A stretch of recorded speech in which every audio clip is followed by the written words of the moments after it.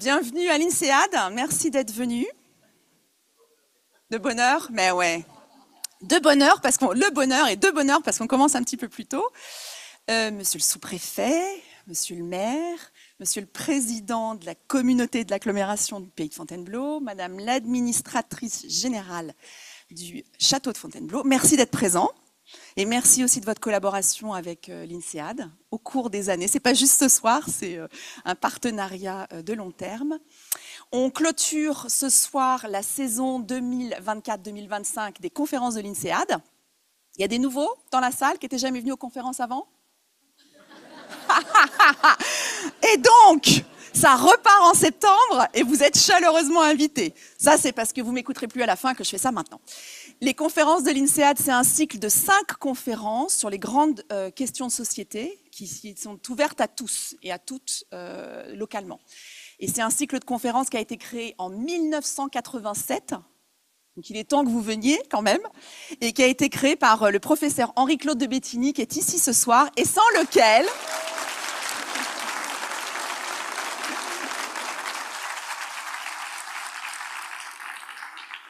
sans lequel vous ne seriez pas là, et moi non plus d'ailleurs. Donc, merci pour ça, Henri-Claude. Pendant que vous m'écoutez aussi, je vais en profiter pour remercier tous mes collègues qui ont fait en sorte que vous soyez là. Vous êtes 1200 ce soir sur le campus, on n'a jamais fait un événement aussi important. Comme je disais, il y a 10 amphis qui sont ouverts et ça, c'est grâce à tous mes collaborateurs ici à l'INSEAD. Je voulais remercier en particulier ma collègue Séverine qui est en train de me filmer. On travaille ensemble. Séverine Guillou, qui est directrice du marketing et toute son équipe. Ma collègue Marie-Angélique Picard. Lève-toi Marie, s'il te plaît. Alors Marie-Angélique et son équipe, c'est en fait l'équipe qui organise tous les événements institutionnels sur le campus. Donc sans eux, en fait, on peut pas faire ce genre d'événement. Mon équipe aussi de l'Institut Hoffman. Et on a 50 volontaires dans nos collègues à travers tous les départements de l'école qui sont portés volontaires pour travailler ce soir, pour faire en sorte que vous soyez ici avec nous en toute sécurité.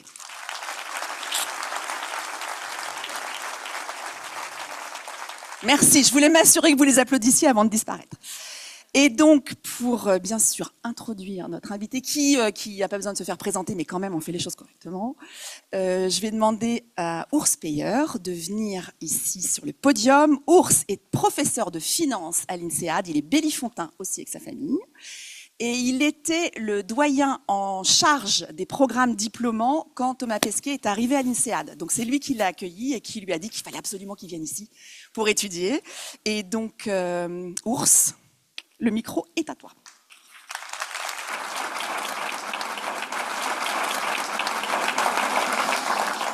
Bonsoir à tous et à toutes. Je suis suisse-allemand, donc mon français n'est pas parfait, mais je vais essayer. C'est un grand honneur de vous accueillir ce soir pour cette conférence intitulée « Ce que l'espace peut nous enseigner pour mieux vivre ensemble sur Terre et à l'INSEAD ». Avec comme invité d'exception Thomas Pesquet. Voilà. Donc Thomas n'a pas besoin d'être présenté, mais il est connu comme de tous et l'a mérité amplement. Astronaute français de l'Agence spatiale européenne et vétéran de 2 missions à bord de la Station spatiale internationale. Il a mené nombreuses expériences scientifiques et exercé les fonctions de commandant de l'ISS et de manière encore plus remarquable, il a communiqué directement avec nos enfants depuis l'espace, inspirant ainsi toute une génération pour la science et la culture. Et on peut se rendre compte ce soir dans l'amphi, le Moyen-Âge de la conférence, c'est plus bas que normal. Alors, imaginez ma surprise quand Thomas est venu frapper à la porte de l'INSEAD il y a à peu près 2 ans. En 10 ans de carrière dans mon rôle de doyen des programmes diplômés, je n'ai rencontré qu'un seul astronaute candidat à notre enseignement. Et je me suis alors demandé ce que nous pourrions bien lui apporter, étant donné son éducation multidisciplinaire, sa carrière remarquable et ses capacités de leadership déjà démontées. Thomas vient de recevoir le diplôme du Global Executive MBA avec les honneurs, mention très bien, comme vous le dites en français.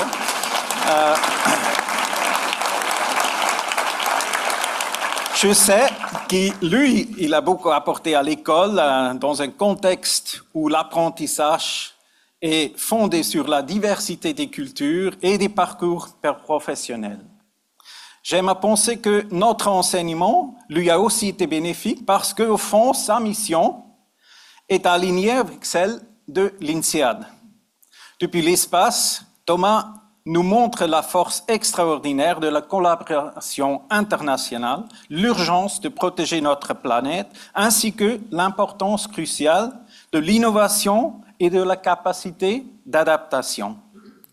Dans son discours, il nous présentera comment ces expériences peuvent inspirer de nouvelles perspectives sur le leadership, la durabilité et la coopération à l'échelle de la mondiale. Des valeurs qui résonnent profondément avec la mission d'INSEAD. Merci d'accueillir chaleureusement Thomas Pesquet.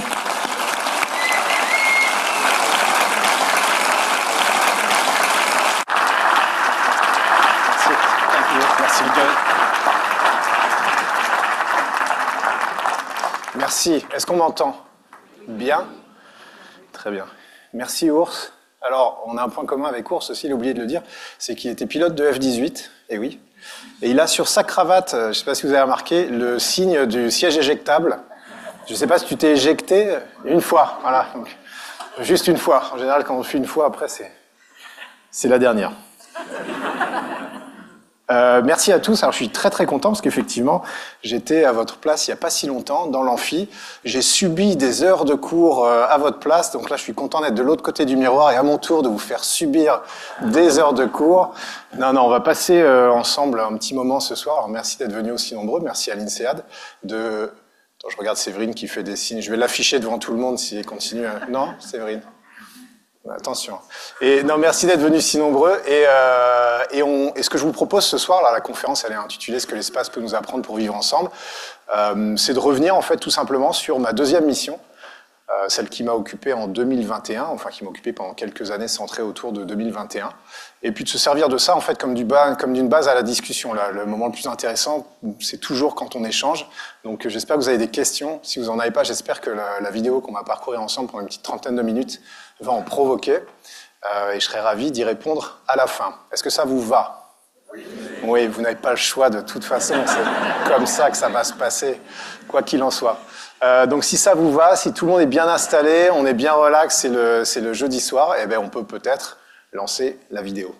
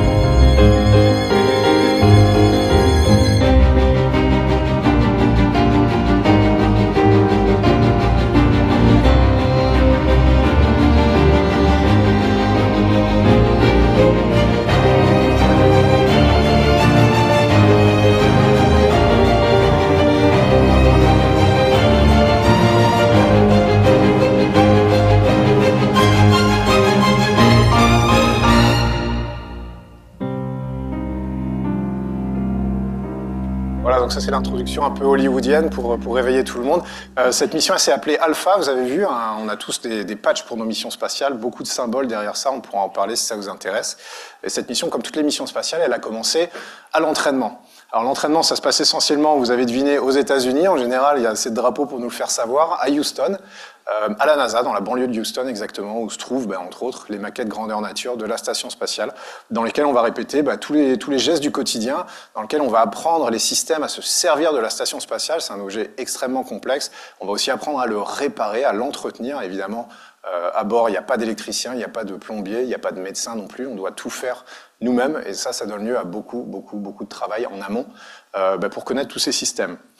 On se prépare aux situations d'urgence. Là, on voit ici utiliser un extincteur. Il y en a 3 dans la station. Il y a le feu. C'est un peu comme sur un bateau, en fait, ou dans un sous-marin. Le feu, la dépressurisation, un trou dans la coque qui nous verrait perdre notre oxygène. C'est pas une situation d'avenir. Ou quelque chose de toxique qui se répandrait dans la station. Évidemment, un liquide, ça flotte en apesanteur. Donc, quand on travaille avec des liquides un peu dangereux, on essaie de faire doublement attention. On a plein de procédures pour faire en sorte que ça se passe toujours bien. Ce qui est le cas la plupart du temps. On s'entraîne aussi aux sorties extravéhiculaires. Alors, sorties extravéhiculaires, on dit EVA, Spacewalk en anglais, en bon anglais dans le texte. C'est sortir de la station, de la protection qu'elle nous offre, pour aller s'exposer au milieu spatial dans un scaphandre qui contient tous les systèmes nécessaires pour ça. Et ça se prépare en piscine pendant 6 ou 7 heures à chaque fois, dans la plus grande piscine du monde. Les Américains ne font pas les choses à moitié, encore une fois, à la NASA, à Houston. Une partie importante de l'entraînement aussi, c'est en fait le trajet pour accéder à cette station spatiale. C'est aller 24 heures à l'aller et quelques heures au retour. C'est très faible en comparaison de la durée de la mission, mais le risque est très important à ce moment-là.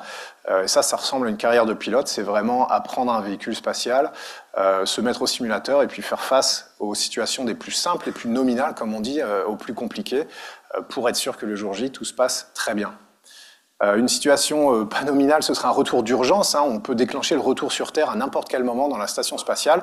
La seule chose, c'est qu'on ne sait pas exactement toujours là où on va tomber si on rentre en urgence. 70% de la surface de la planète, c'est de l'eau.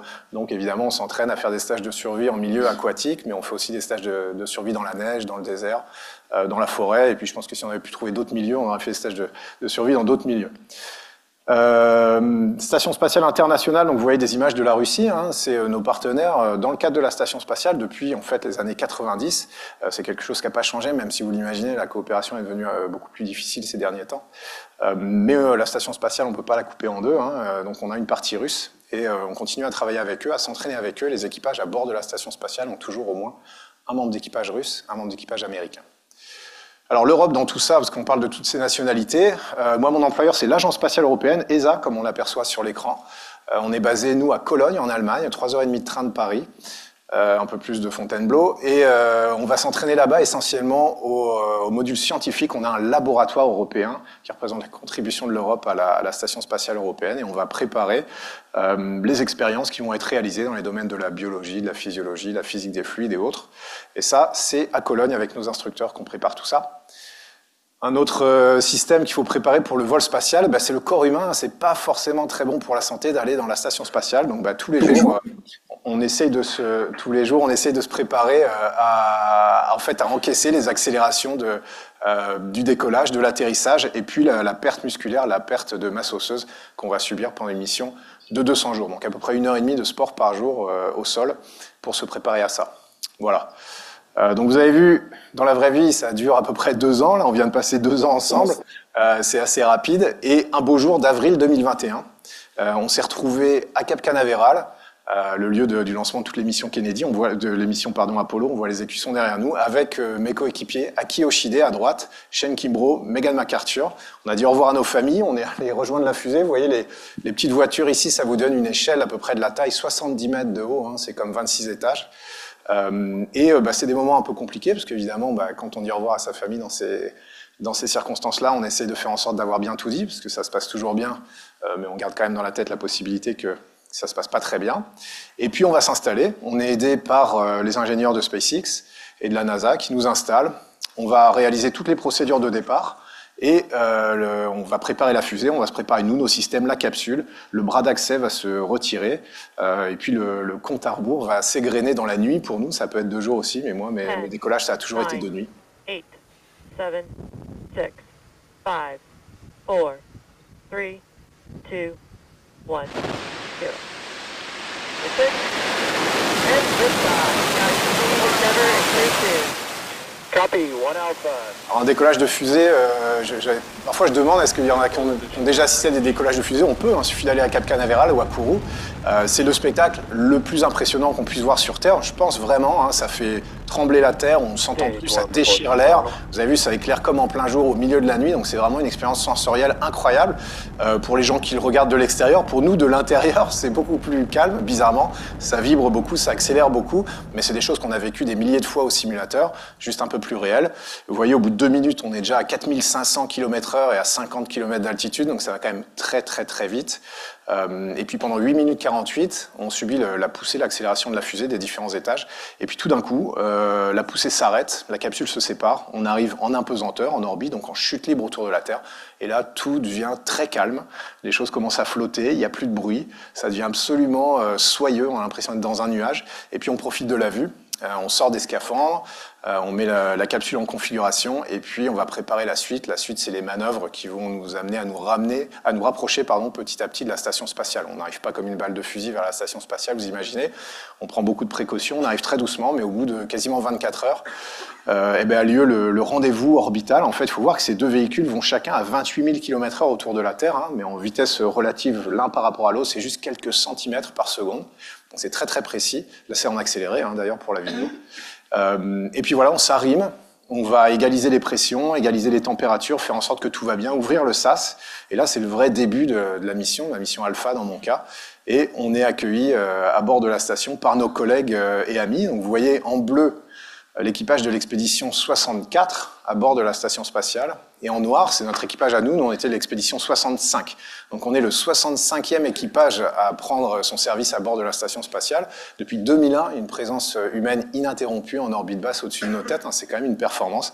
Et vous voyez, on est amis, on s'est entraînés ensemble depuis des années avec Oleg. J'ai fait toute ma première mission avec lui, 200 jours avec lui. Donc c'est plus qu'un ami, c'est quasiment un frère. Et là, Victor Glover qui est au plafond. Je déconseille le hug upside down, parce qu'on se retrouve sous les aisselles l'un de l'autre. C'est quelque chose qu'on n'avait pas vraiment anticipé, mais qu'on a découvert ce jour-là. Voilà pour ça. Et ensuite, qu'est-ce qui se passe? Évidemment, on s'est mis au travail tout de suite. Nous, on avait un équipage de vétérans. Chacun avait déjà fait au moins une mission spatiale, voire 2. Et on s'est mis à travailler très rapidement. Le travail à bord de la station, qu'est-ce que c'est? C'est d'abord la maintenance, l'entretien. On fait de l'hydraulique, de l'électricité, du bricolage, on fait des choses que j'aurais même pas imaginé faire, mais tout ça pour que la station soit en bon état et qu'on puisse réaliser notre mission. Comme tous les systèmes complexes dans des environnements difficiles, que ce soit des bases en Antarctique, un porte-avions à la mer, on a besoin de faire en sorte que le système marche. Donc ça nous prend, allez, on va dire 25-30% de notre temps, à peu près tous les jours, moyenné. Un système qu'il faut entretenir, je vous le dis, c'est le corps humain. 2h30 de sport à bord de la station. Pourquoi? Pour pas perdre trop de masse musculaire, de masse volumique. Si on faisait rien, c'est tellement facile de se déplacer, c'est tellement facile de flotter qu'on reviendrait vraiment au mauvais état, un peu légume. On perdrait beaucoup trop de masse musculaire. Et donc tous les jours, on s'astreint à 1 heure de cardio, donc sur un tapis qui est au mur, mais il pourrait être au plafond, ce serait exactement la même chose.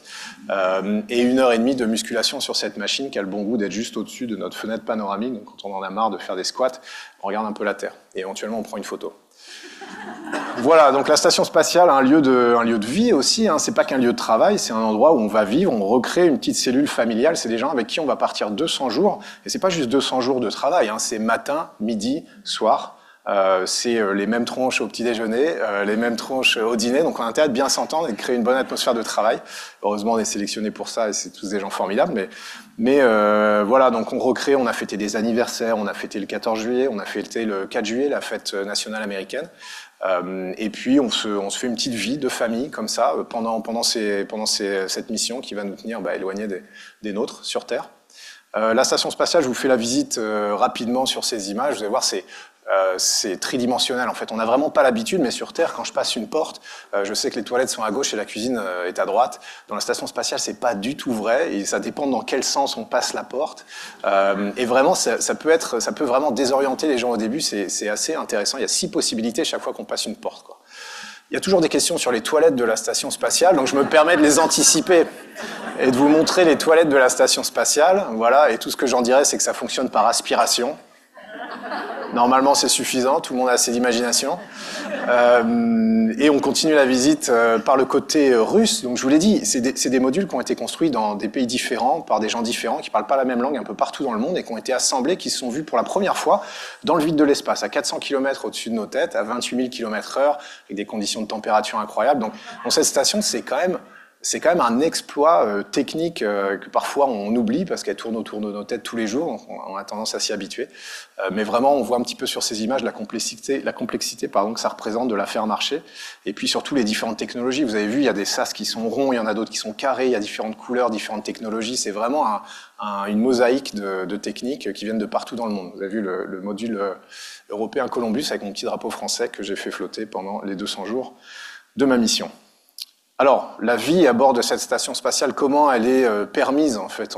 On est ravitaillé régulièrement. Évidemment, vous avez vu ce petit point qui s'approchait au-dessus de la Terre. C'est un vaisseau cargo, lui qui est automatique, pas d'astronaute, mais il nous amène le ravitaillement, tout ce dont on va avoir besoin. Alors non seulement pour vivre, de l'oxygène, de l'eau, de la nourriture, des vêtements, mais aussi pour réaliser notre mission. Il nous amène des échantillons sur lesquels on va réaliser des expériences scientifiques. On renvoie les résultats de ces expériences sur ces cargos qui peuvent, le cas échéant, redescendre sur Terre. Donc quand un cargo arrive à bord de la station spatiale, c'est toujours un peu l'effervescence. On n'a pas beaucoup de place dans la station spatiale, on pousse un peu les murs. C'est beaucoup plus simple de bouger des charges de 700 kg dans la station spatiale. Par contre, il faut savoir s'arrêter à l'autre bout. Ça, c'est beaucoup plus compliqué. J'ai été victime de quelques crashs sur des virages mal négociés, mais ça, c'est au début. Voilà, et le but de tout ça, vous me demanderez, et vous aurez raison de le faire, le but de tout ça, c'est deux choses. Et c'est important de comprendre que c'est vraiment deux choses. C'est, d'une part, la recherche scientifique. Cette station, c'est un laboratoire. C'est un laboratoire, pourquoi? Parce qu'on utilise les propriétés de l'impesanteur qui nous donnent accès à des choses qui sur Terre sont cachées. Sur Terre, on peut vraiment changer tous les paramètres d'une expérience. On peut changer la température, la pression, on peut changer le pH, on peut changer la lumière, on peut changer énormément de choses. La seule chose qu'on pourrait jamais enlever, c'est l'action de la gravité, c'est l'apesanteur. Et malheureusement, ça masque pas mal de choses. Si on pense par exemple à des alliages, quand on fait fondre des métaux qu'on mélange, ils vont sédimenter en fonction de leur masse volumique et de leur poids. Nous, à bord de la station spatiale, on peut se permettre de le faire et d'avoir accès vraiment à ce qui se passe au niveau moléculaire. De manière beaucoup plus précise. Alors, on ne fait pas des alliages à bord de la station, mais on envoie les résultats de nos expériences aux scientifiques qui, eux, les utilisent dans leur laboratoire ou dans leurs entreprises pour faire avancer un petit peu la science et la connaissance grâce à ce qu'on fait à bord de la station. Le système nerveux humain aussi, on est branché pour évoluer dans la gravité et il y a peu d'exemples de réapprentissage à l'âge adulte. Ce serait l'équivalent de faire du vélo, c'est quelque chose qu'on peut apprendre et qu'on ne peut pas oublier. Nous, on apprend à bouger, à se repérer en 3 dimensions. Il y a des connexions qui se créent dans le cerveau. Ça intéresse énormément les scientifiques, mais je vois qu'il y a des piments qui flottent et ça vous intéresse beaucoup plus que la recherche spatiale, je l'ai vu. C'est aussi de la recherche spatiale, figurez-vous, parce que ça nous permet en fait de comprendre comment faire pousser sa propre nourriture, comment créer sa propre nourriture, et ça pour des voyages au long cours. On parle de la Lune, on parle de Mars, ce seront des choses qui nous intéresseront énormément. Ça va être compliqué de se faire ravitailler tous les 3 mois sur une trajectoire vers Mars.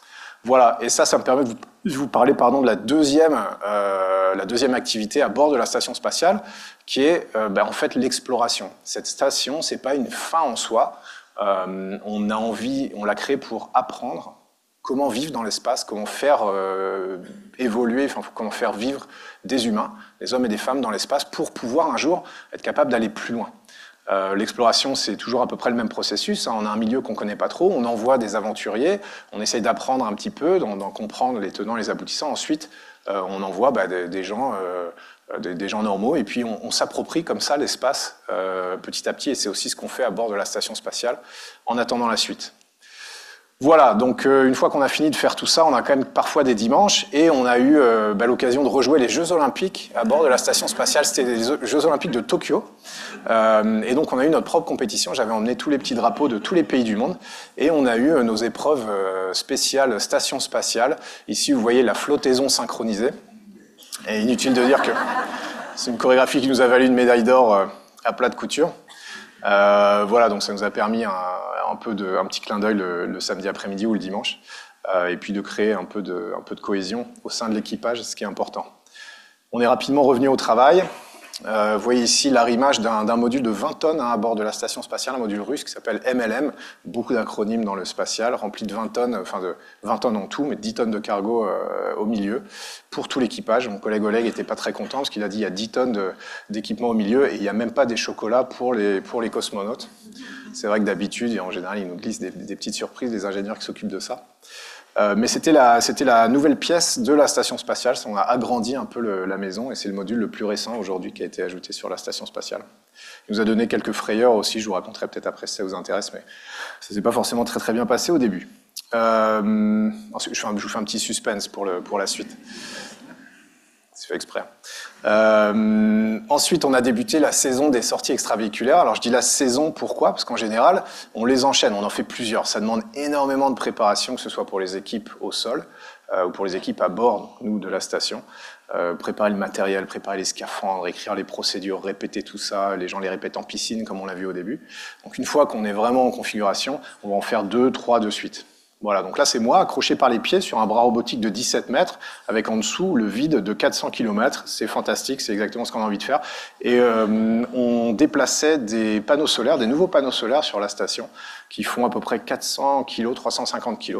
Et on se les passait de la main à la main. Voilà, on a l'impression de trimballer 2 frigos en escalade avec une armure. C'est à peu près ça le résumé de l'expérience avec beaucoup de vide sous les pieds. Avec mon collègue Shane Kimro, américain. Alors malheureusement, ça s'est pas hyper bien passé la première sortie. On a essayé de les installer, puis on s'est rendu compte que ça fonctionnait pas. On pensait qu'on avait fait quelque chose de travers. Maintenant, il s'est avéré qu'il y avait une petite erreur de calcul dans la géométrie des panneaux solaires. Donc pourtant, c'était la géométrie de 4e. Donc si on a certains théorèmes de Thalès, Pythagore, tout ça, ça peut servir même à la NASA, parce que là, il y avait eu un petit souci. Mais on s'en est rendu compte, on a sécurisé le site, on est rentré. 48 heures plus tard, avec l'aide des équipes au sol qui avaient refait tous les calculs, nous ont donné une méthode alternative. On est ressorti pour déployer ces panneaux solaires. Donc vous voyez, moi je suis le petit truc qui s'agite un peu au pied du panneau solaire. 17 mètres de panneaux solaires qui sont déployés, 35 mètres les panneaux solaires qu'on remplaçait en fait, enfin qu'on voulait upgrader en bon français. Donc c'était un bon feeling après cette sortie extravéhiculaire. On a mis 3 sorties à réaliser le travail qu'on avait prévu pour 2 à cause du fait que la première s'était pas très bien passée. Mais au final, tout le monde était content. On était très satisfaits. Le centre de contrôle était content. La station avait de nouveaux panneaux solaires et on a pu passer à autre chose. Sauf que très rapidement, il a fallu ressortir pour une autre sortie extravéhiculaire. Alors celle-là, elle était moins prévue pour moi surtout, c'est parce que j'avais un collègue américain qui malheureusement a commencé à avoir mal à l'épaule. Et dans ces cas-là, il y a quand même 2 choix. Il y a est-ce que je le dis au médecin ou est-ce que je le dis pas? Et je sors avec mon scaphandre. Et la chose raisonnable, c'est évidemment de le dire. Et donc lui, il a fait le bon choix, il a dit qu'il avait mal à l'épaule, ils ont fait plein de tests, mais malheureusement on n'a pas de machine IRM à bord de la station spatiale. La décision qui a été prise, c'est qu'il n'allait pas faire la sortie extravéhiculaire qu'il devait faire, et on m'a demandé à moi de la faire. Ce qui était absolument intéressant, mais aussi, et là c'est l'économiseur d'écran, mesdames, messieurs, le problème technique en plein milieu dont on est victime. Je vais continuer à vous raconter cette histoire aussi longtemps que ça va durer. Donc j'espère que vous n'avez rien à faire après le... C'est ici qu'on relance? Il va le faire. On a des techniciens qui vont s'occuper de tout. Donc une sortie extravéhiculaire qui est préparée, c'est déjà quelque chose d'assez compliqué, mais une qu'on vous demande de faire un peu au pied levé. Une qu'on vous demande de faire au pied levé, c'est une expérience un peu plus rock'n'roll. On a moins le temps de s'approprier les procédures, on a moins le temps de préparer son équipement, etc. Donc j'étais content de le faire, mais j'étais aussi content quand ça s'est terminé. C'était la première sortie extravéhiculaire qui s'est faite sans Américains et sans Russes. Il y avait un Japonais, mon collègue Aki, je pense qu'on va voir un peu son petit drapeau. Là, on voit mon petit drapeau français sur la manche, et là on voit son petit drapeau japonais sur la sienne. Donc un Japonais et un Européen, c'était la première fois que ça se passait. La chance qu'on a eue, c'est qu'on était suivis par une caméra 360. Alors suivi, elle était sur le bras robotique, celui qui me transportait par les pieds pendant la première sortie extravéhiculaire. Là, il transportait une caméra 360 et aujourd'hui, moi je l'ai pas vu, mais il y a un film 360 qu'on peut visionner avec un casque de réalité virtuelle où on participe en fait à cette sortie. Et d'après ce qu'on m'a dit, c'est assez bluffant. On a l'impression de vivre à peu près la même chose qu'on a vécu nous. Voilà, donc saison des sorties extravéhiculaires qui se termine pour nous. Alors vous voyez, ça c'est pour vous montrer un peu les dimensions du scaphandre. Hein. 150 kg à peu près, c'est une armure. Chaque fois qu'on veut bouger le haut du corps, en fait, le scaphandre est pressurisé. Donc il résiste à tous les mouvements. Quand on veut écraser la main, vous voyez, si vous soufflez dans un gant en plastique, vous voyez bien la position, c'est tout gonflé. Si vous voulez vraiment vous battre contre cette différence de pression, c'est comme à peu près écraser une orange ou une balle de tennis pendant 6 ou 7 heures. Donc quand on revient à l'intérieur de la station, on est quand même content que ça se termine. Voilà, nos collègues russes, vous voyez des scaphandres un peu différents, des drapeaux différents aussi. Il y a un deuxième système de scaphandre à bord de la station spatiale, c'est celui des Russes, qui est évidemment dans les principes sont similaires, mais qui nous donne une redondance. Et puis on a un deuxième SAS à l'arrière de la station, et eux aussi ont effectué 3 sorties extravéhiculaires, notamment pour connecter ce nouveau module qui nous a donné quelques problèmes. Vous vous rappelez, je vous disais tout à l'heure. Deuxième cliffhanger. Voilà, donc on a déjà passé, je pense là, à ce moment-là, 4 mois à bord de la station. Et cette petite cérémonie, vous voyez qu'on a remis nos beaux polos bleus qu'on n'a pas tous les jours. C'était pour la passation de pouvoir, de commandement à bord de la station. Il y a toujours un commandant à bord de la station, c'est comme sur un bateau. Il faut qu'il n'y ait qu'une personne qui ait l'autorité en cas d'urgence et en cas de réaction à avoir. Et ce commandant de la station est passé de Aki, mon collègue japonais, à moi-même. Donc c'était un moment assez sympa parce que, évidemment, c'était la première fois qu'un Français était commandant d'un véhicule spatial. Sous mon commandement, donc pendant cette période où j'étais le commandant de la station, on a eu un véhicule, un Soyouz qui est arrivé, une capsule russe, avec un équipage un peu particulier. Vous le voyez, vous avez vu Yulia qui est arrivée avec sa combi rouge. Même les couleurs vous donnent un petit indice. Yulia Peresild, elle est actrice, et Klim Shipenko, à droite de votre écran, lui, il est réalisateur. Anton Shkaplerov au milieu, cosmonaute professionnel, mais les Russes ont envoyé un équipage pendant 10 jours. Ils sont entraînés 1 an quand même, ils ont été sélectionnés, ils sont entraînés. Mais ils ont passé 10 jours à bord de la station spatiale pour réaliser le premier film tourné dans la station, qui est sorti en Russie. D'ailleurs, il n'est pas sorti en Europe, malheureusement, mais je pense qu'on peut le trouver assez facilement sur Internet. Et ils ont bossé pendant 10 jours, jour et nuit. Ils ont vraiment bien bossé, ils étaient super pros pour réaliser ce film, qui est une histoire un peu rocambolesque d'astronaute qui a des problèmes de santé. Ce qui n'arrive jamais, bien sûr, évidemment. Et une des raisons pour lesquelles ils ont envoyé cette actrice et ce réalisateur dans la station, c'est évidemment pour la vue. La vue, j'en ai partagé un certain nombre de photos pendant ma mission. J'en ai pris 25 000 en tout, et j'en ai posté peut-être 2500 sur les réseaux sociaux. Et évidemment, c'est la vue la plus incroyable qu'on puisse imaginer. Pourquoi aussi? Parce qu'elle change chaque minute. On fait le tour de la Terre en 90 minutes, 1h30, donc ça fait le New York-Paris à peu près 10 minutes. Donc parfois, le dimanche après-midi, je prenais des photos de New York, j'allais me faire un café, je revenais, je prenais des photos de Paris. Donc il faut quand même être un peu affûté, parce que si on se rate dans le café, évidemment, on a passé son tour. Mais globalement, ça permet de survoler les déserts, les forêts, les glaciers, ici en Amérique du Sud, avoir une vue plongeante, avoir une vue aussi de côté, des photos de nuit, des villes que j'essayais de repérer, évidemment, les endroits que je connais. Ici, c'est le delta du Saloum, en Guinée, comme vous l'avez tous reconnu, j'imagine, moyennement. Ici, c'est une mine un marais salant, pardon, dans le sud de l'Afrique, à la frontière entre l'Afrique du Sud et la Namibie, à peu près par là. Ici, mine de lithium dans le désert de l'Atacama, du coin du désert de l'Atacama, Amérique du Sud. Je ne vais pas transformer ça en interro de géographie, mais ça, messieurs, dames, très reconnaissable, pas du tout, c'est l'Everest, la montagne la plus haute, impossible à reconnaître, il n'y a rien qui ressemble plus à une montagne qu'une autre montagne. J'ai mis des jours à trouver ce cliché, j'en suis très content, les gens ne sont pas du tout impressionnés. Ça, c'est la péninsule de Banks en Nouvelle-Zélande. Ça, c'est la ville de Doha, au Qatar. Je l'aime bien celle-là parce qu'il y a de l'ombre sur les buildings et on voit que ça se répand on voit bien le côté 3D, le relief. Ça, c'est la ville de Madrid qui rend toujours très très bien en photo. Pourquoi? Parce que c'est en altitude, donc l'air est assez sec, il y a assez peu de nuages, donc ça fait toujours des photos assez réussies. Ça, c'est Fontainebleau, évidemment. Le château qu'on aperçoit. Pas du tout. Ça, c'est Paris, vous avez reconnu. Ça, c'est, attention, plus dur. C'est le Mont Saint-Michel. Il n'y a pas de Normand dans la salle. Ça, c'est... ça, non? Ça, c'est, vous voyez, un stade. C'est une ville au bord de la mer. Voilà. Il y a des Marseillais, je te jure, le Vélodrome tout de suite. Ils le reconnaissent en 1 seconde 30. La dune du Pilat, le golfe du Morbihan. Donc, évidemment, j'ai pris beaucoup de photos de la France, mais pas que. Ici, on est à Tahiti.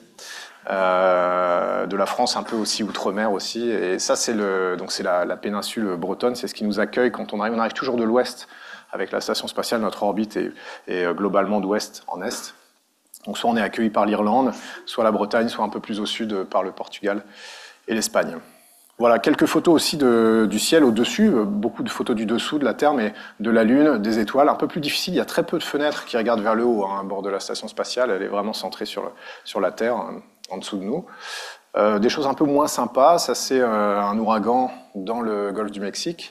Là on voit, c'est une photo dans l'œil du cyclone, il y a plusieurs dizaines de kilomètres de hauteur sur ces parois de nuages. Et malheureusement on a vu les effets du changement climatique, l'intensification des phénomènes climatiques violents. Ça c'est des incendies en Californie. Alors j'avais l'impression que c'était exceptionnel à l'époque. Parce qu'on n'avait jamais vu ça, et puis depuis, malheureusement, tous les étés, il y en a eu. Je ne sais pas si vous vous rappelez, ça c'est 2021. Ici, ça brûle en Grèce, et on a les fumées qui vont jusqu'en Corse. On voit l'Italie ici, la Corse, la Sardaigne, Marseille, Nice. Et donc, nous, on avait trouvé ça vraiment incroyable, exceptionnel, etc. Et depuis, malheureusement, on a les mêmes photos qui arrivent tous les ans.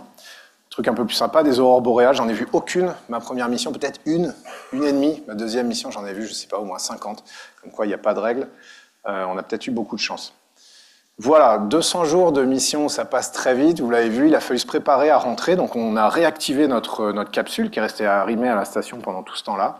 On a tout remis en marche, on s'est remis dans nos scaphandres, on a fermé le sas, tout rééquilibré, tout préparé, et il a été temps, comme toujours en coordination avec le centre de contrôle, de revenir sur Terre. Donc vous voyez, cette capsule, elle a déjà un peu subi les contraintes de température, elle est un peu moins clean qu'à l'aller. Ça, c'est parce qu'il fait très très chaud quand on est au soleil, très très froid quand on n'est pas au soleil, quand on est à l'ombre, dans l'espace. Et voilà, le retour a été lancé. Donc là, vous voyez, on est en train de reculer, c'est vu de notre capsule, on est en train de reculer au-dessus de la station, vu sur la station et en dessous de nous la Terre. Si vous voyez, je ne sais pas si vous voyez le rond au milieu, c'est une zone de 150 mètres dans laquelle on est resté. Moi, je suis sorti très vite de mon scaphandre pour attraper l'appareil photo et prendre. J'ai pris 2000 photos en 1h30. On a fait un 360 autour de la station. Pourquoi? Pas pour se faire plaisir, mais parce que les ingénieurs ont assez peu de manières de voir l'extérieur de la station. Nous, à l'intérieur, on peut envoyer des photos, on a des caméras, etc. Mais l'extérieur, c'est plus compliqué. La navette faisait ça à chaque fois, 360 autour de la station pour la documenter. Et depuis 2011, le dernier vol de la navette, c'était pas arrivé. On a été les premiers à le refaire avec notre capsule Dragon. Voilà, une fois que cette manœuvre a été terminée, il a été temps de faire notre freinage, de faire descendre notre orbite dans les couches denses de l'atmosphère, ce qui a pour effet de créer plus de frottement. Le frottement, ça crée de la chaleur, donc on se transforme en boule de feu. C'est une vraie boule de feu, c'est-à-dire qu'on est à l'intérieur et par les vitres, on voit des flammes, tout est rose, c'est très sympa. Évidemment, on est un petit peu écrasé par les jets, et puis on sort les parachutes. Normalement, il y en a 4, nous, il n'y en a que 3 qui sont ouverts, mais ça marche quand même, la preuve. Et on a été récupérés. On voit déjà les bateaux qui essaient de nous localiser. On était dans le golfe du Mexique. Je n'ai pas de commentaire sur le nom du lieu. Et on a été récupérés par les speedboats. Nous, on n'a plus rien à faire à ce moment-là à part attendre. On est ramenés sur le bateau principal. Vous voyez, la capsule est un petit peu carbonisée, parce que la boule de feu, c'est pas une blague. Il y a un côté marshmallow, un peu chamallow, un peu feu de camp barbecue. Nous, à l'intérieur, on est tous en très bonne santé. Par contre, on retrouve la gravité, la pesanteur qu'on n'a pas vue pendant que vous avez vu, la capsule est quand même assez abîmée. Et on retrouve la pesanteur avec laquelle on n'a pas eu maille à partir pendant 200 jours. Donc en cas d'urgence, on saurait se débrouiller tout seul, mais s'il n'y a pas d'urgence, c'est quand même mieux de se laisser guider par les médecins et par les ingénieurs qui vont petit à petit nous remettre sur pied.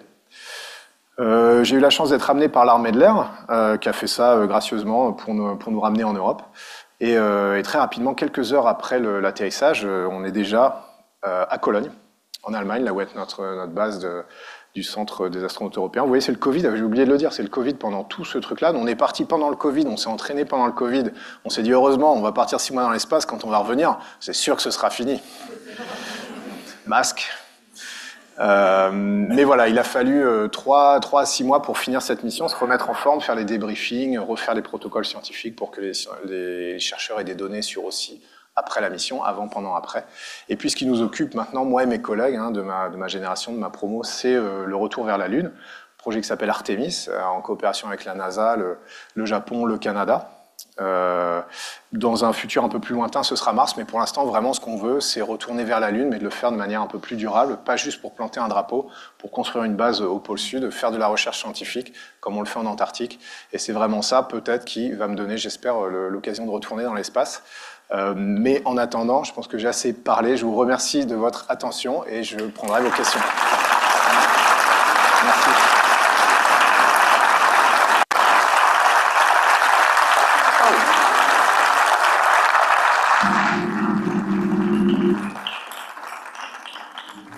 Ah, c'est le début. C'est le début, ça.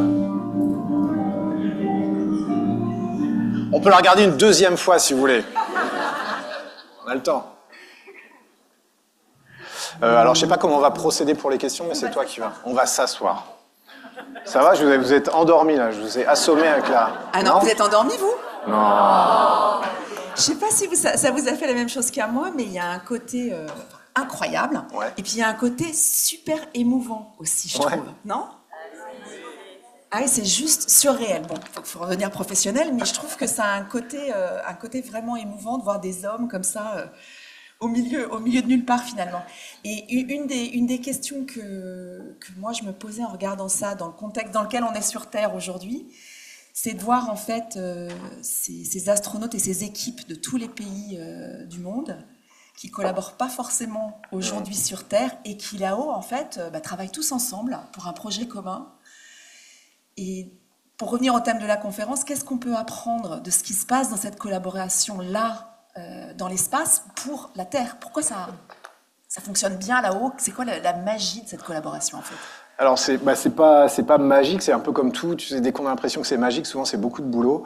Ouais. Et c'est ça aussi. Il y a des gens c'est marrant, on l'a un peu oublié, mais avant que la situation se détériore avec la Russie, il y a des gens qui avaient proposé l'ISS pour le prix Nobel de la paix. Ouais. Ce qui était une idée un peu étrange, mais qui en fait n'est pas si bête que ça, parce que quand on y réfléchit, les pays qui sont là-haut, c'est qui? C'est la Russie, les États-Unis, le Japon, l'Allemagne, l'Italie, la France, le Royaume-Uni, etc. C'est des gens qui sont quand même entretués pendant la Deuxième Guerre mondiale. C'était il n'y a pas si longtemps. Et ces gens-là ont réussi quelque part assez rapidement à faire un projet qui est pacifique. Il n'y a pas c'est pas belliqueux, il n'y a pas de visée guerrière, ni de conquête, ni rien. Ensemble, en commun, avec des valeurs qui sont quand même assez positives. Donc moi, je pense que le clin d'œil prix Nobel de la paix, évidemment, c'est pas une personne, mais il avait quand même du sens. Je pense que c'était un certain idéal en fait. Il faut pas oublier de rêver. Il faut pas oublier d'avoir de l'idéal. C'est ça un peu que nous on essaie de représenter parfois, je trouve.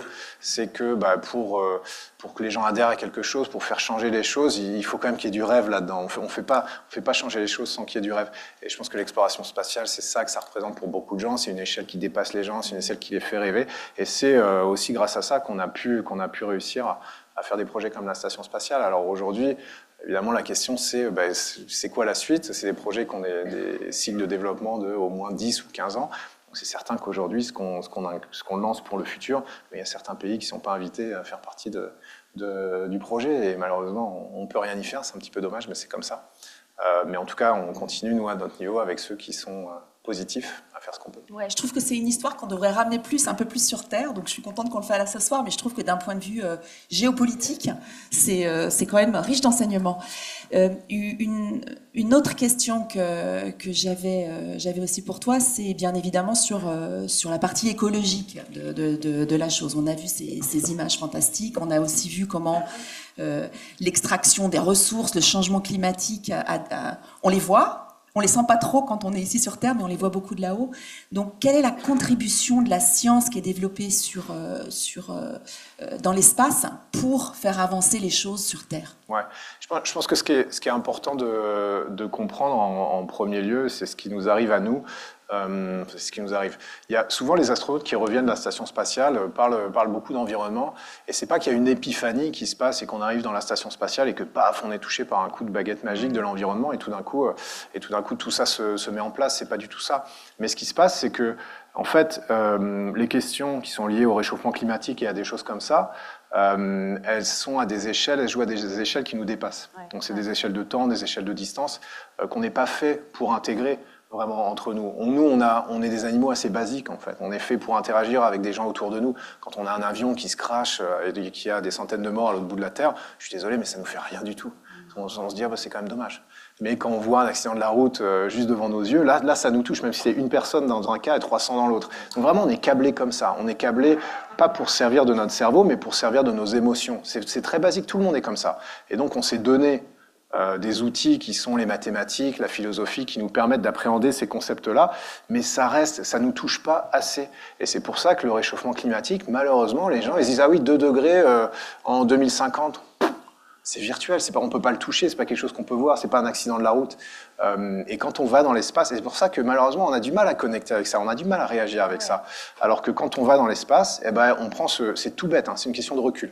On prend ce recul qui nous permet de mettre ces phénomènes-là à une échelle qu'on peut percevoir, qu'on peut ressentir, que nos sens peuvent capter. C'est plus l'intellect, c'est des choses qu'on voit, c'est des choses qu'on peut presque toucher du doigt. Et ça change tout. Donc c'est pour ça que très souvent, vous verrez, les gens reviennent avec un peu une sensibilité. On se dit, ah, voilà, cette fragilité, tu l'as vue, elle était là. Tu avais l'impression que l'atmosphère, c'est une petite bulle de savon qu'on peut crever. C'est vraiment impressionnant, ça fait réfléchir. Et de le savoir, là, je vous le dis, ça vous fait peut-être un peu réfléchir, mais je vous promets de le voir, c'est quand même une autre expérience, et parce qu'on est câblé comme ça. Donc partant de là, il y a le regard de témoignage des astronautes qui vont dans l'espace. Je pense que vraiment, ce qu'il faut regarder, c'est aussi la contribution de tout. On a des flottes de satellites autour de la Terre. En fait, c'est depuis l'espace qu'on arrive vraiment à ausculter la Terre. C'est ça qui est important de comprendre. Il y a à peu près une 50aine de variables climatiques qui ont été définies par les experts du GIEC et autres. Donc des températures d'eau, salinité, des taux de gaz, etc. Et sur ces 50-là, il y en a 26 qu'on peut mesurer uniquement depuis l'espace. Pourquoi ? Parce que la température de l'océan Pacifique, on n'a pas une flotte de bateaux tous les 100 mètres sur l'océan Pacifique. Mais par contre, on a des satellites qui passent de manière répétitive, etc. etc. Donc l'espace, le premier rôle des agences spatiales, le premier rôle, c'est même pas nous, l'exploration. Nous, on est là pour un peu préparer le futur, mais le premier rôle des agences spatiales, le plus gros budget de toutes les agences spatiales, on espère que ça va le rester, c'est vraiment l'observation de la Terre et ces satellites qui sont là pour ausculter la planète et qui alimentent en données tous les scientifiques qui travaillent sur le climat. D'accord, donc vos témoignages sont aussi vraiment importants pour amener cette dimension aussi empathique. Nous, on est l'aspect humain, parce qu'on a un côté une flotte de données qui n'émeut personne, mais qui est extrêmement importante. Ouais. Et puis d'un autre côté, un regard un peu humain, où moi j'essaie de donner ce regard aux gens, et c'est ça, je pense que les gens ont apprécié dans ces photos-là. Oui, merci de faire ça. Il y a le côté un peu humain. Alors je vais prendre les questions. Je vais commencer par un autre amphi à l'extérieur, parce qu'ils n'ont pas la chance d'être là en live. Après, je vais revenir ici et je vais faire un petit peu comme ça. D'accord ? Donc, soyez patients. Et tout le monde ne pourra pas poser sa question, mais c'est comme ça. Donc, je vais passer d'abord à l'amphi Rubelli. Et c'est Kim qui va poser une question dans l'amphi Rubelli. Merci à la tech d'être... Ça marche bien ? Ça marche super. Vas-y, pose ta question. On se tutoie. Bonsoir à tous. Je m'appelle Clara et mes camarades et moi du lycée Saint-Aspect aimerions vous poser la question suivante. Quel est le conseil le plus précieux que vous donneriez à un lycéen lorsque l'on veut travailler dans l'ingénierie aérospatiale ? Merci pour la question, très pratique. Ouais, projet de carrière. Oui, on sent qu'il y en a qui, quand les projets ne sont pas venus pour... Très bien. Non, mais c'est bien. Le conseil le plus important, écoute, c'est un peu bête. Des fois, je me sens un peu bête en le disant, mais c'est vraiment que... comment dire ? C'est de ne pas se censurer soi-même. Ça, c'est super important. Il y a une sélection d'astronautes, une sélection de pilotes, un concours scolaire, etc. Tout ce qu'on peut imaginer.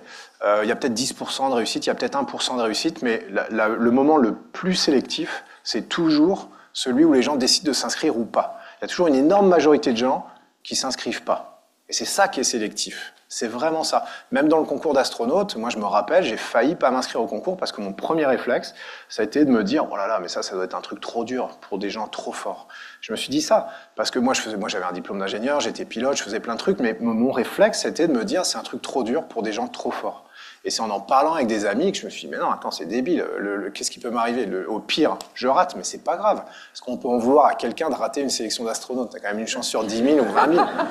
Personne va te juger si tu rates une sélection d'astronautes. Donc c'est vraiment débile, c'est gratuit, ça coûte rien. Mais on l'a tous, ce réflexe, on l'a tous. Moi le premier, tous.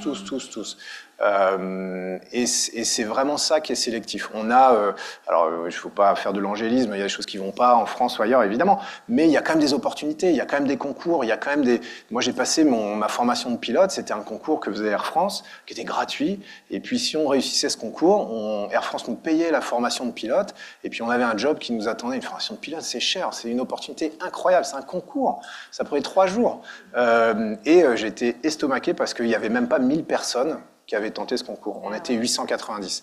Et je me suis dit, je ne peux pas croire qu'il n'y a que 890 personnes en France qui seraient contents d'avoir ce job de pilote. C'est impossible, il y en a évidemment beaucoup plus. Mais c'est juste qu'il y en a plein qui sont durs. Ah non, ça doit être dur, mais j'y connais rien, c'est pas pour moi. Et ça, ce réflexe, on l'a tous. Et si on arrive à s'en débarrasser, mais tout d'un coup, pouf, le monde change. Vraiment, je dis pas ça c'est parce que je suis à l'INSEAD et parce que c'est un endroit où on fait de l'éducation. C'est pas pour ça que je le dis. Je le dis parce que c'est vrai.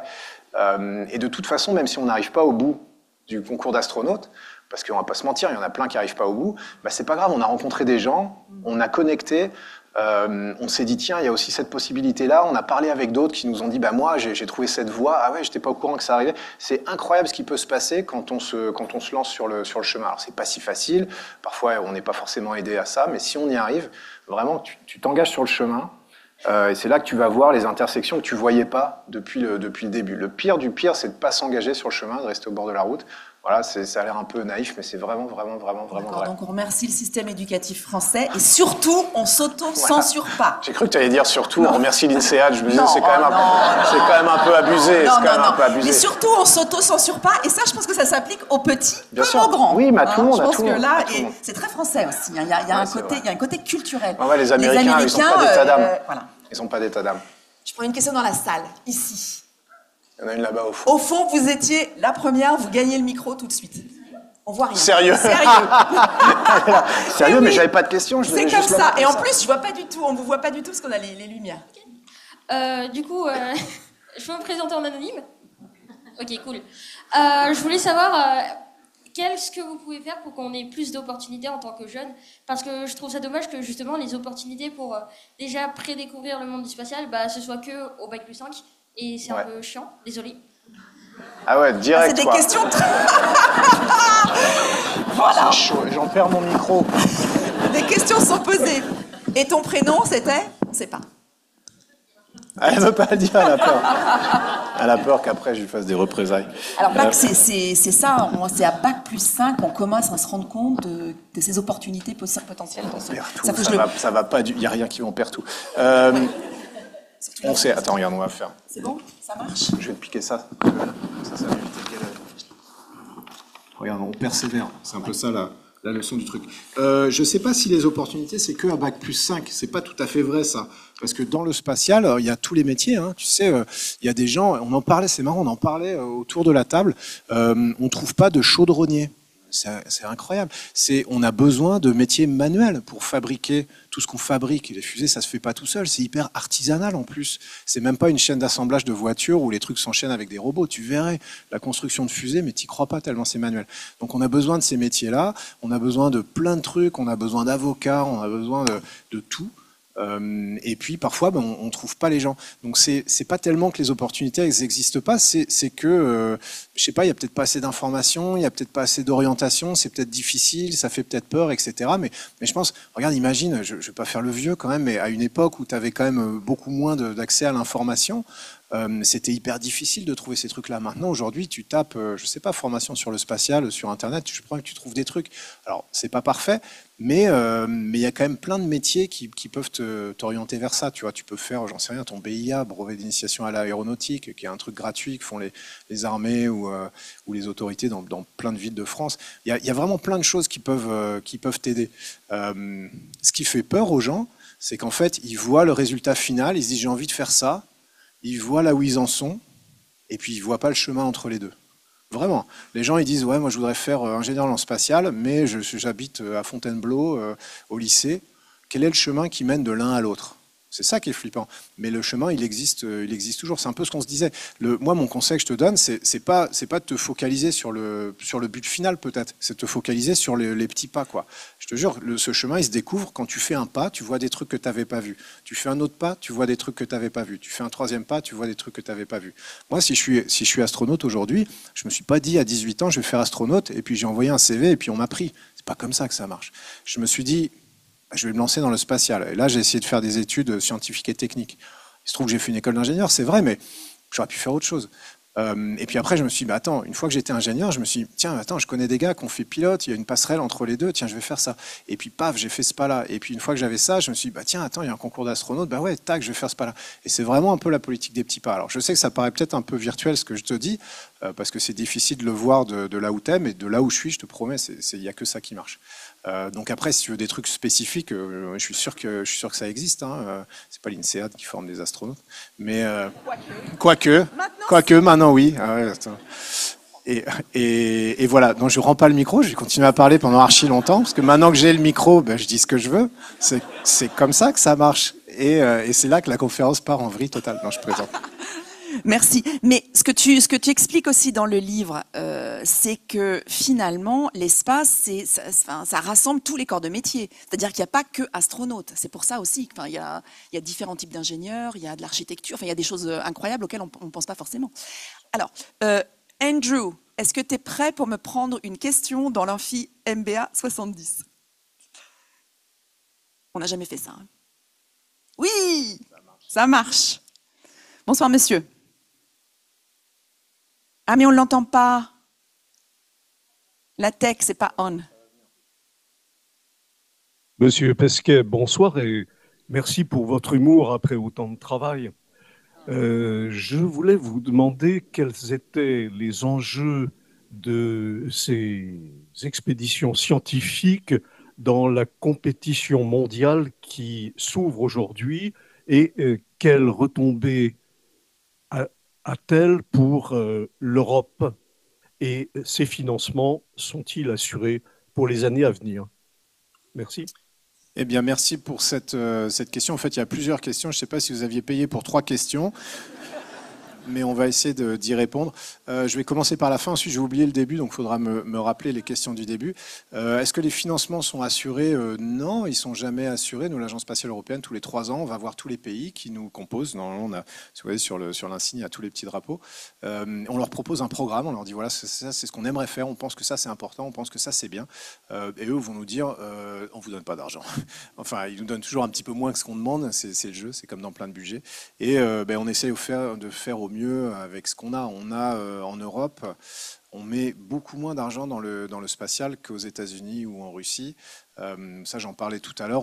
L'Agence spatiale européenne, c'est 6 milliards pour toute l'Europe, 6 milliards par an.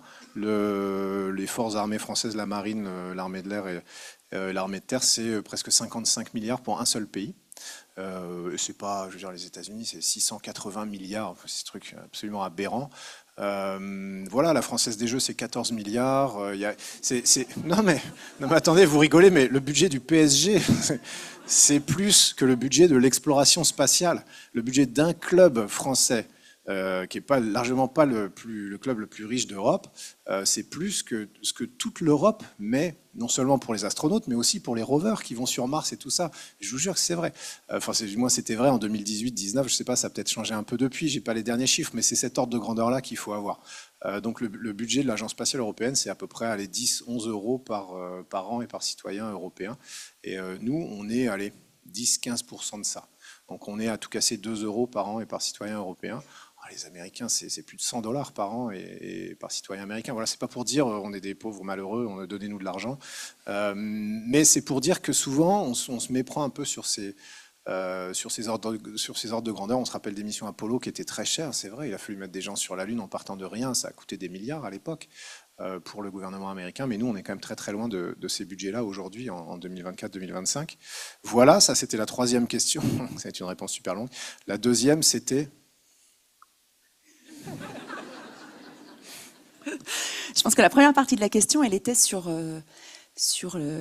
la marchandisation de ce qui se passe dans l'espace, en fait. Dans quelle mesure est-ce que ça contribue à l'économie mondiale et à l'économie européenne? C'est ça ou c'est complètement une interprétation? Oui, voilà, d'accord. Le monsieur n'est plus là pour nous le dire. Non, mais c'est vrai. À quel point ça contribue? Écoute... Il y a la partie recherche dont on a parlé. Alors, la partie recherche, c'est, je ne sais pas dire le nom nombre de brevets, mais l'idée c'est vraiment de rendre l'industrie pour nous européenne compétitive. Hein. Chaque euro qu'on met nous dans la recherche spatiale, ça permet aux entreprises françaises, européennes ensuite d'être plus compétitives sur des marchés qui sont privés. C'est ce qui se passe aux États-Unis avec SpaceX. On peut en parler un petit peu parce qu'il y a toujours une question là-dessus aussi. Les gens imaginent, je réponds pas à la question, mais c'est pas grave, j'ai décidé de faire autrement. Les gens imaginent que c'est Elon Musk qui, sur son argent de poche, fait des missions spatiales et puis décide de la politique des États-Unis. C'est quand même pas du tout ça. SpaceX, c'est 13 milliards de contrats de la NASA depuis 2002. Alors 13 milliards qu'ils ont été performants pour récupérer. Ils ont gagné des compétitions techniques face à d'autres entreprises, face à Boeing, Lockheed Martin, donc les géants du système. Donc vraiment grosse performance technique, mais c'est quand même sur de l'argent public. C'est la NASA qui dit faites-nous une fusée pour aller dans la station spatiale. C'est la NASA qui dit on fait un programme lunaire, on aurait besoin d'une grosse fusée pour y aller. Est-ce que vous pouvez nous faire ça à coût de 2 milliards par an? Et donc SpaceX dit oui, on va le faire. Donc il y a toujours un peu je réponds quand même un peu à la question, il y a ce partenariat public-privé qui est hyper important dans l'espace, et on parle beaucoup de l'espace privé en ce moment, et c'est vrai que ça existe, c'est vrai qu'il y a des startups, c'est vrai qu'il y a des compagnies privées, mais quand on regarde, c'est vraiment très souvent adossé à la dépense publique. Pourquoi? Parce que c'est des projets qui peuvent être assez pharaoniques, et c'est pas juste avec une startup à 25 millions qu'on va faire comme une app, où là pour le coup on peut gagner 5 milliards avec 25 millions. Nous dans le spatial, il y a quand même beaucoup de hardware, donc ça demande encore aujourd'hui le truchement des États et des choses comme ça. Il y a quand même la question de cet investissement public, de fonds publics, qui sert in fine du rendement du secteur privé. Et dans quelle mesure est-ce qu'on a un retour sur investissement dans le public pour accroître le capital humain, pour préserver l'environnement? La question, elle est quand même là, sur l'investissement public qui sert le privé quand même. Monsieur, je pose votre question. Hein. Vous êtes mis d'accord, je pense qu'il y a eu une petite connivence avant le truc. Non mais c'est ce qu'on disait tout à l'heure, par exemple sur l'environnement. Ce qu'il faut voir, c'est que le client, c'est le public, le prestataire, c'est le privé, mais l'utilisateur, au final, c'est le public. Si on fait des satellites pour ausculter la planète Terre, ces satellites, ils sont fabriqués par une entreprise. Donc cette entreprise ne le fait pas gratuitement. Donc cette entreprise va facturer à l'agence spatiale européenne ou française son travail. Mais au final, pourquoi on le fait? Parce que ça nous permet d'avoir des données qui permettent de protéger la Terre et d'avoir le climat. Donc ça profite au privé, oui, enfin comme tout ce que fait le public, j'ai envie de dire.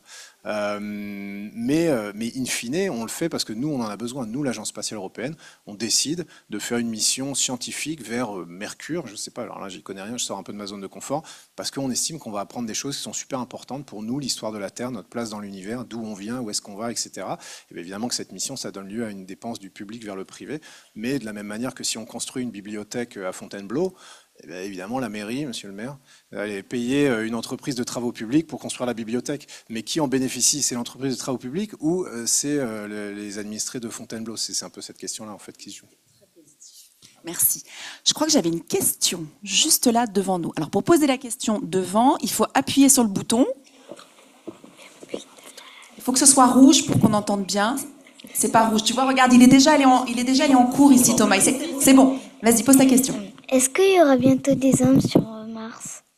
Est-ce qu'il y aura bientôt des hommes sur Mars? Ou des femmes? Et tu sais, c'est une bonne question. Alors, est-ce que tu sais à quelle distance elle est la station spatiale de la Terre? La station spatiale, je veux dire, elle est à 400 km. 400 km, c'est pas des masses.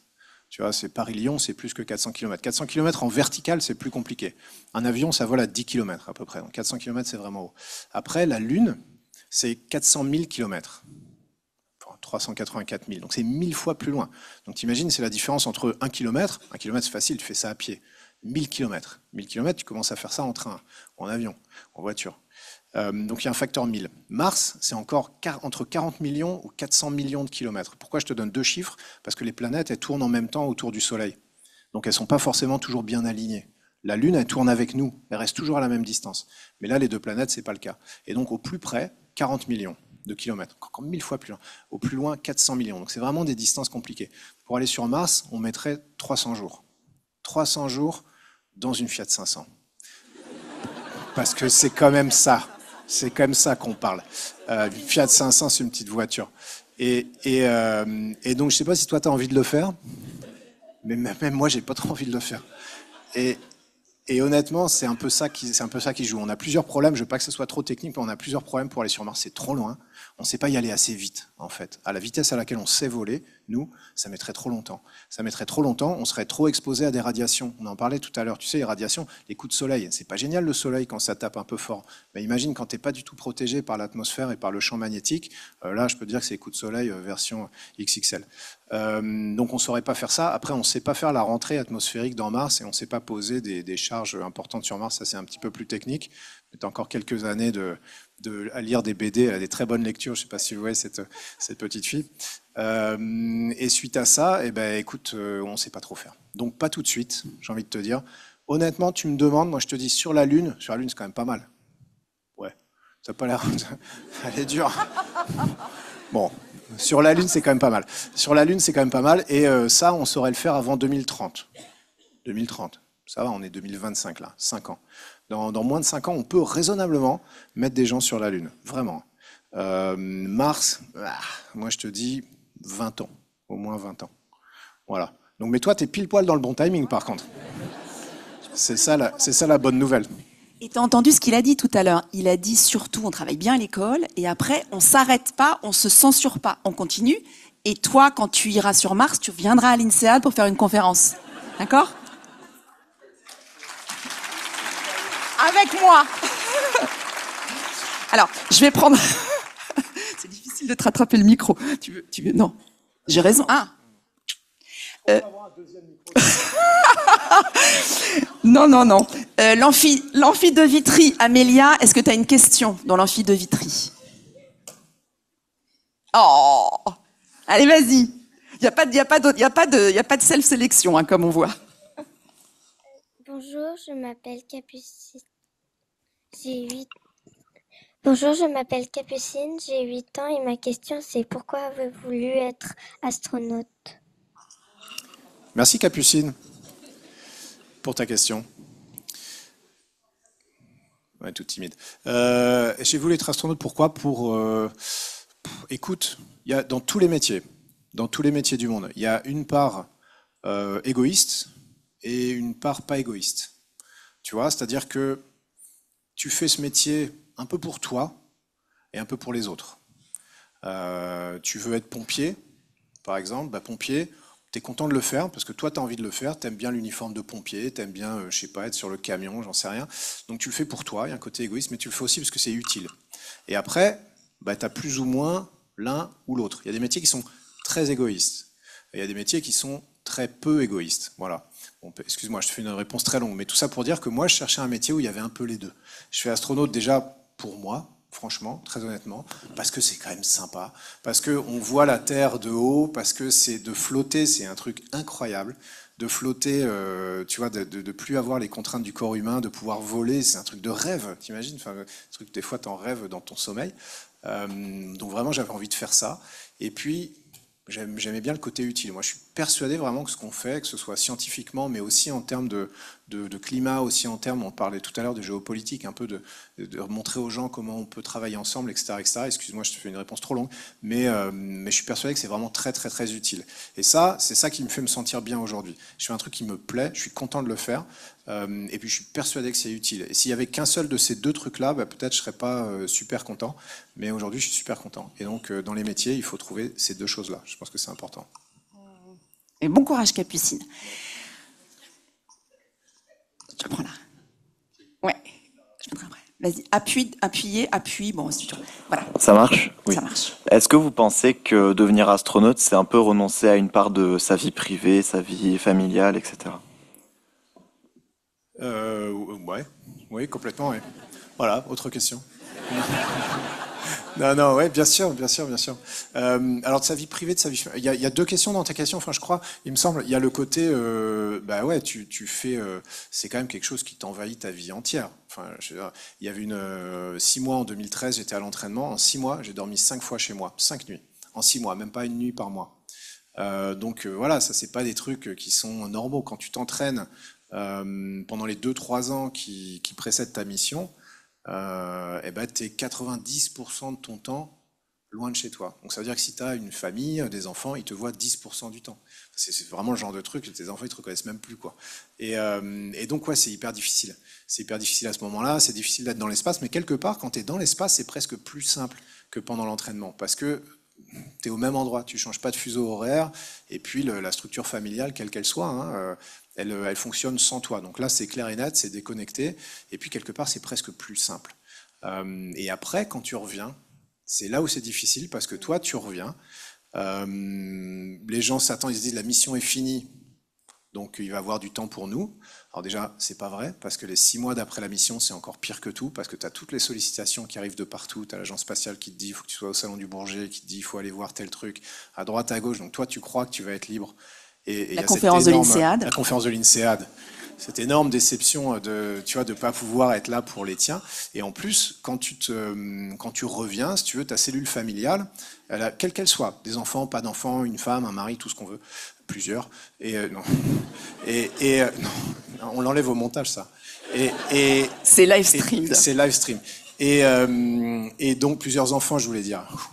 Et on a, en fait, on a cette tendance. Eux, ils ont fonctionné sans toi, parce que t'es pas là, parce qu'ils peuvent pas compter sur toi. Qu'est-ce que ça, et ça fonctionne. Les gens s'arrêtent pas de vivre, si tu veux.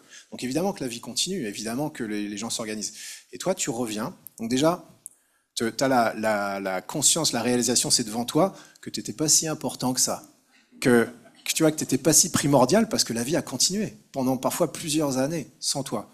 Donc déjà, tu vois, faut vivre avec, et puis il faut retrouver sa place. Et là, c'est compliqué, parce que ce fonctionnement qui s'est créé, dont tu fais plus partie, toi, tu vas arriver et tu vas le bouleverser. Et tu vas dire, bon, bah, je peux être là 2 heures, parce que ce soir, il faut que je sois à l'INSEAD, donc je serai là qu'à partir de 22h30.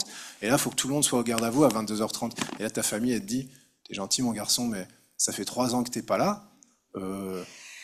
Soit t'es là à 18h, soit tu reviens demain, quoi. Donc oui, c'est et donc compliqué. ce moment-là est compliqué, ouais.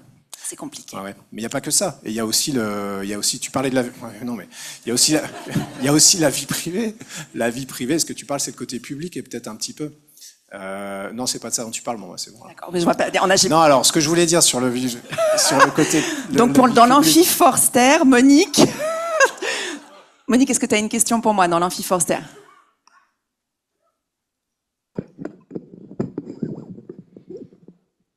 Bonsoir, monsieur. Bonsoir à tous.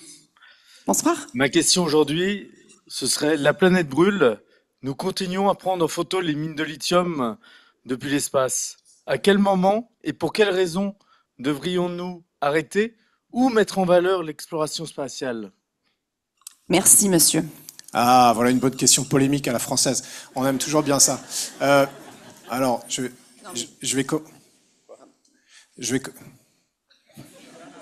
vais commencer par redire ce que j'ai dit. Si aujourd'hui on sait que... Alors vous dites la planète brûle, c'est vrai. Comment on le sait? On le sait parce qu'on a l'exploration spatiale. C'est aussi bête que ça. Si on n'avait pas de programme spatial, si on n'avait pas de satellite, si on n'avait pas de fusée, si on n'avait pas de lanceur, on ne le saurait pas. On ne le saurait pas. On ne saurait pas conclure au changement climatique, on n'aurait pas les données. Si on n'avait pas de programme spatial, je suis désolé, mais à un moment, il faut dire les choses comme elles sont. Et pourquoi on a un programme spatial? Parce que les Américains et les Russes, un jour, ont décidé de lancer des gens et ont fait une compétition. Voilà. On peut trouver que c'est dommage, mais c'est comme ça. Donc aujourd'hui, si on est en mesure vraiment de comprendre le changement climatique et puis quelque part de faire quelque chose, c'est parce qu'on a un programme spatial. Ça, j'aimerais bien vraiment que tout le monde le comprenne. Deuxièmement, après, c'est une question de temporalité. C'est vrai que nous, les astronautes, l'exploration spatiale, les rovers sur Mars, ça ne parle pas directement du climat. Ok. Mais je veux dire, il y a plein de trucs qui ne parlent pas directement du climat, mais ce n'est pas forcément une bonne raison de les arrêter. Aujourd'hui, nous, on est dans une temporalité un peu plus longue. Ce qu'on va chercher sur Mars avec des rovers, est-ce que peut-être un jour avec des gens, c'est des questions comme Mars avait une atmosphère un peu similaire que celle de la Terre. Elle n'en a plus aujourd'hui. Comment ça s'est passé cette histoire-là? Il y avait de l'eau liquide, aujourd'hui il n'y en a plus. Ça peut nous arriver à nous? C'est quand même des questions intéressantes. Comment la vie s'est créée sur Mars? Il y avait la vie sur Mars à peu près de la même manière que sur la Terre. On ne sait pas comment la vie s'est créée sur Terre. On sait à peu près ce qu'il fallait. Il fallait de l'eau, il fallait une espèce de soupe originelle avec des acides aminés. Comment tout ça est arrivé sur Terre? Ça ne s'est pas créé de rien, cette histoire-là. On ne le sait pas. On ne sait pas comment la vie s'est créée. On ne sait pas comment la vie a disparu sur Mars. Je suis désolé, mais c'est quand même important de réfléchir à ces questions-là. Ok, c'est un peu plus long terme, mais il faut pas hypothéquer le futur. C'est important de faire face aux problèmes du présent. Premier lieu desquels, et je suis le premier à le dire, l'environnement. Et ça, je le répète encore une fois, les plus gros budgets de l'Agence spatiale européenne et quasiment toutes les agences du monde, c'est pour ça. Après, on n'enlèvera pas de l'idée que c'est une bonne idée de mettre 10% de notre budget sur l'exploration future pour que, ben voilà, on s'occupe des problèmes du présent, mais on n'hypothèque pas ce qu'on peut découvrir dans le futur. Si on ne fait pas ça aujourd'hui, si on met 100% des ressources de toute la planète sur la question environnementale et qu'on arrête, j'en sais rien, la littérature, qu'on arrête plein de trucs qui ne servent pas directement à l'environnement, c'est une erreur. Voilà, donc on fait tout ce qu'on peut, on fait plus que n'importe qui aujourd'hui pour l'environnement, les agences spatiales, mais on met quand même un peu d'argent, pas beaucoup, sur des questions qui sont un peu plus long terme, et je pense que c'est une bonne idée. Merci. Une question ici, après j'irai dans le fond. Monsieur, je vous ai vu. Bonjour et merci d'être là et merci de faire ce que vous faites. En parlant de Mars, donc dans ce que Mars va apporter comme réponse à l'homme, est-ce qu'il y a une ou plusieurs réponses que vous, personnellement, vous attendez de cette mission? Eh ben, c'est une transition fantastique sur ce que je viens de dire. C'est un petit peu ça en fait. Mars, c'est la jumelle, c'est la seule planète qui est à notre portée et qui ressemble à la Terre. En fait, c'est aussi bête que ça. Et vraiment, c'est les questions que je viens de... Alors, je suis désolé, j'ai presque un peu déjà répondu à ta question juste avant.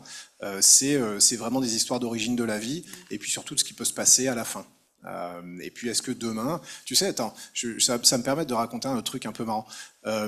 Si, aujourd'hui, tu vois, tu sais, la géologie, l'étude des sols et tout ça, donc c'est des strates, c'est les différentes couches de terre ou de rochers correspondent à des époques, et c'est des millions d'années, tu vois.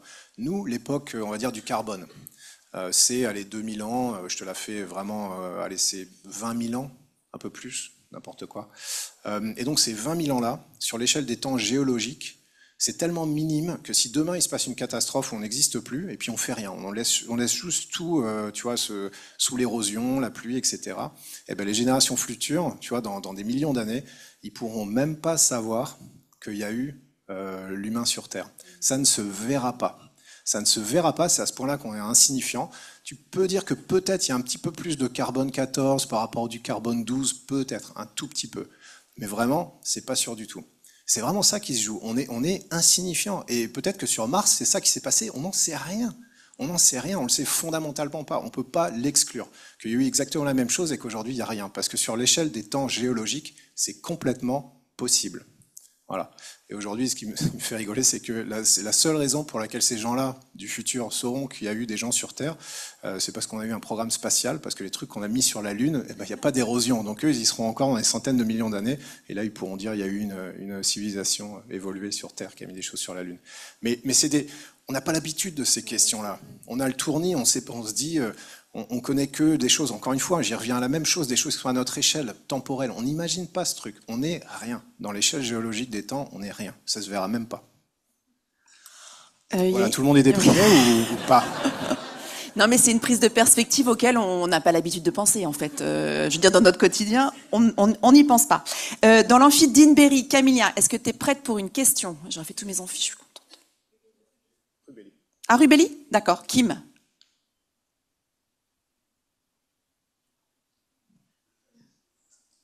Bonsoir, merci beaucoup pour votre intervention. Je m'appelle Pénélope et je viens du lycée François 1er. J'aimerais savoir si vous pensez que l'intelligence artificielle pourrait remplacer les astronautes dans quelques années. Oh, elle est bien ta question. C'est votre copine? C'est votre copine? Bah, pourquoi vous applaudissez? Non mais attends, c'est quoi cette histoire? La conférence sera moins intéressante. Ah, exactement, merci de le remarquer. Et alors, écoute, moi je suis pas du tout un expert en intelligence artificielle, je veux dire ça en premier, c'est vrai. Mais pour l'instant, tu sais, il y a beaucoup de hype autour de ça. Et quand vraiment tu regardes, parce que pour le coup, mon frère, lui, il est professeur à l'université en informatique et sa spécialité, c'est, devine quoi, l'intelligence artificielle. Donc j'ai tendance à en parler avec lui.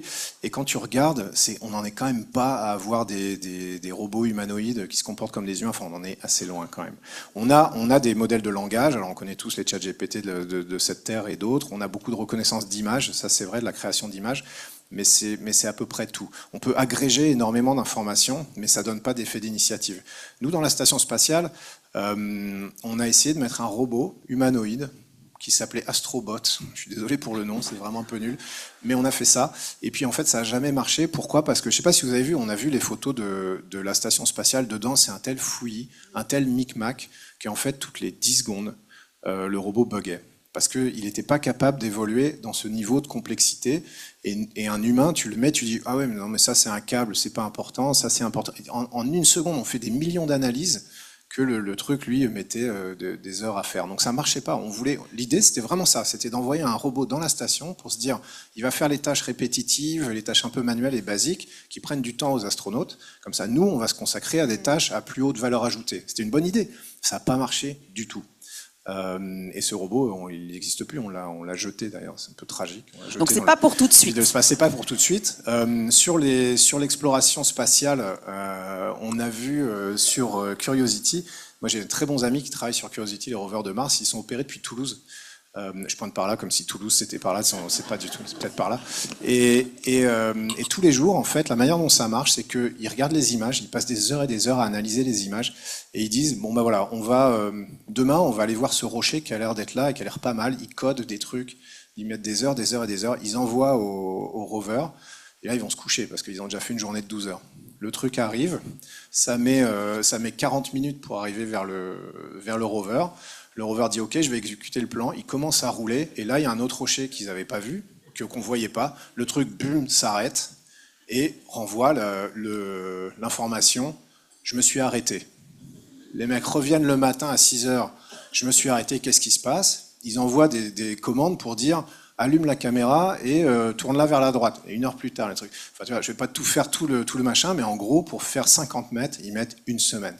Et ça les rend dingue les mecs, parce qu'ils nous disent, c'est pas moi qui le dis, je vous jure, c'est pas un plaidoyer des astronautes pour les astronautes, c'est les gars qui opèrent les rovers sur Mars, ils disent on n'en peut plus, on enverrait des gens, des hommes et des femmes là-bas, ça prendrait 10 secondes. Et là, on met 1 semaine à résoudre ces problèmes-là. Les rovers, la petite Jeep lunaire des astronautes du programme Apollo, 36 km en une journée. Juste parce que tu sais où aller, tu prends tes décisions, tu dis là ça a l'air plus intéressant, tac, tac, tac, tac, 36 km en une journée. Les mecs sur la Lune, enfin sur Mars, pardon, ils font 50 mètres, les bons jours, ils font 50 mètres en une journée. Donc si tu veux, vraiment, en termes de retour scientifique, on en est loin. Pas pour tout de suite. Monsieur, vous avez été patient, vous avez pratiquement sauté de votre chaise, allez-y. Merci, bonsoir. Alors, j'aurais voulu savoir, est-ce que vous pensez que le principal problème pour aller sur Mars, et le problème qui confine l'homme dans la proche banlieue de sa planète, ça serait pas en fait un problème de propulseur? C'est-à-dire que... Question technique. Oui, Clément Ader, il avait un avion avec un moteur à vapeur. Merci monsieur. Est-ce que le problème, c'est le propulseur? Voilà. Oui. Non, le problème... Alors, oui et non. Les problèmes, on en a 2. On a, alors je vais la faire pas trop technique, mais j'ai déjà un peu commencé tout à l'heure. Il y a les problèmes de radiation. 300 jours pour y aller, on est... crêpe en arrivant, trop de radiation, enfin trop de risques d'avoir le cancer, etc. Donc c'est pas génial. Mais propulseur, si on va beaucoup plus vite, c'est pas 300 jours. Si c'est 2 semaines, ben là, on est bon. Je vous vois venir, vous avez une bonne idée. Deuxième problème, c'est la rentrée atmosphérique sur Mars qu'on sait pas faire parce qu'il y a juste assez d'atmosphère pour nous faire brûler, mais on n'a pas assez pour nous ralentir. On peut pas descendre en parachute sur Mars. L'air est pas assez dense, le parachute tombe. Et donc là encore, solution. On prend moins de masse. Si on vole plus vite, on a besoin de moins de ravitaillement, moins d'eau, moins de nourriture, moins de trucs. Donc on a moins de masse à poser. Donc avec un gros parachute, peut-être ça passe. Donc on voit bien que les 2 problèmes, c'est pas directement la propulsion, mais qu'en volant beaucoup plus vite, on les solutionne quasiment. Donc c'est vraiment dans cette direction-là qu'on cherche, mais on n'y est pas. Hein. On n'y est pas encore. Pour voler, il faudrait vraiment voler extrêmement plus vite. Et ça, pour l'instant, physiquement, on n'a pas tellement de solutions. Merci. Tu as été vraiment patiente à la main levée depuis 3 heures. Vas-y. Oui, toi. Appuie sur le bouton. On m'entend bien. Tes moyens et pose une question. C'est bon, on m'entend bien. Alors, moi, je voulais revenir par rapport à ce qu'on disait au tout début, par rapport au fait que l'ISS était un modèle de paix. Si je me souviens bien, on a prévu de la crasher en 2030. Moi, la question que je me posais, c'est pour vous, est-ce que on serait pas sur un retour dans une nouvelle guerre froide avec, par exemple, Donald Trump qui, dernièrement, lors de son investiture, a dit... D'accord. Donc, est-ce qu'on n'est pas sur un nouveau modèle de guerre froide et est-ce que cette question de la paix, elle n'est pas passée? Merci. Si, alors 2 choses. On n'a pas prévu de la cracher en 2030. La manière dont ça se passe, c'est que on n'a pas des budgets infiniment. Donc les pays se mettent d'accord et disent on va continuer l'ISS jusqu'en 2024. D'accord? C'est ça la décision qui est prise en 2019. En 2019, ce que je vois dans la presse, c'est on va cracher l'ISS en 2024. Non, c'est pas ça. C'est qu'on continue coup par coup. Ok? Bon, ça c'est comme ça depuis quasiment tout le début. Et à chaque fois, c'est un peu, tu vois, le verre à moitié vide qui est présenté, alors que c'est un verre à moitié plein.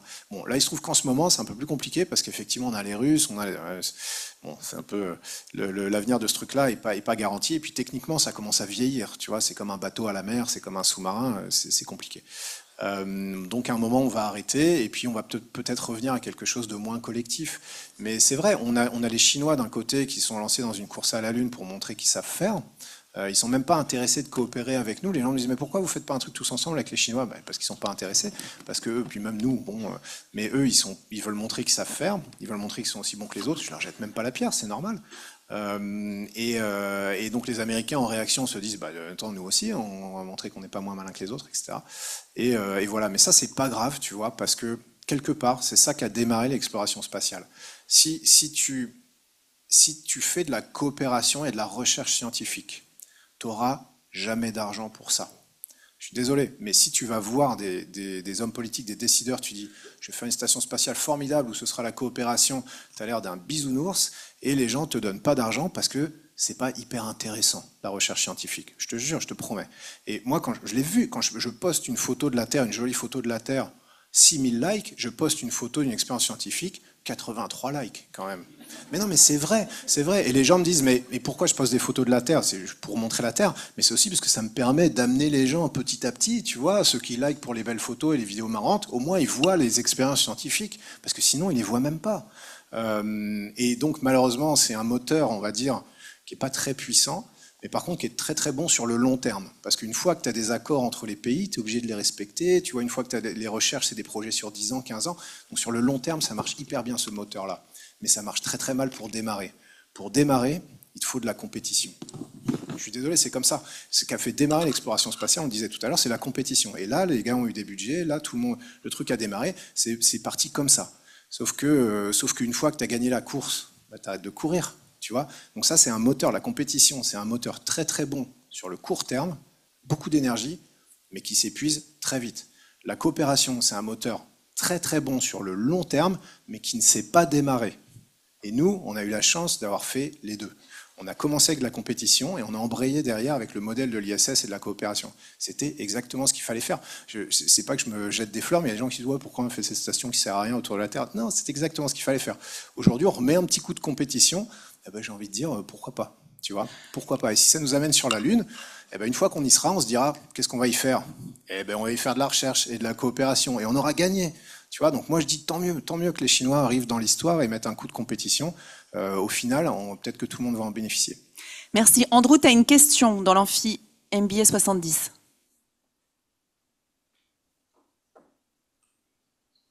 Bonjour Monsieur Pesquet, je m'appelle déjà. Merci pour ce beau témoignage que vous venez de nous donner. Je m'appelle Théodore, j'ai 18 ans, je suis en terminale au lycée Saint-Aspect à Melun. Et j'avais une première question qui était quel est l'avenir aujourd'hui de la France qui est plus tellement une puissance mondiale dans la recherche notamment spatiale.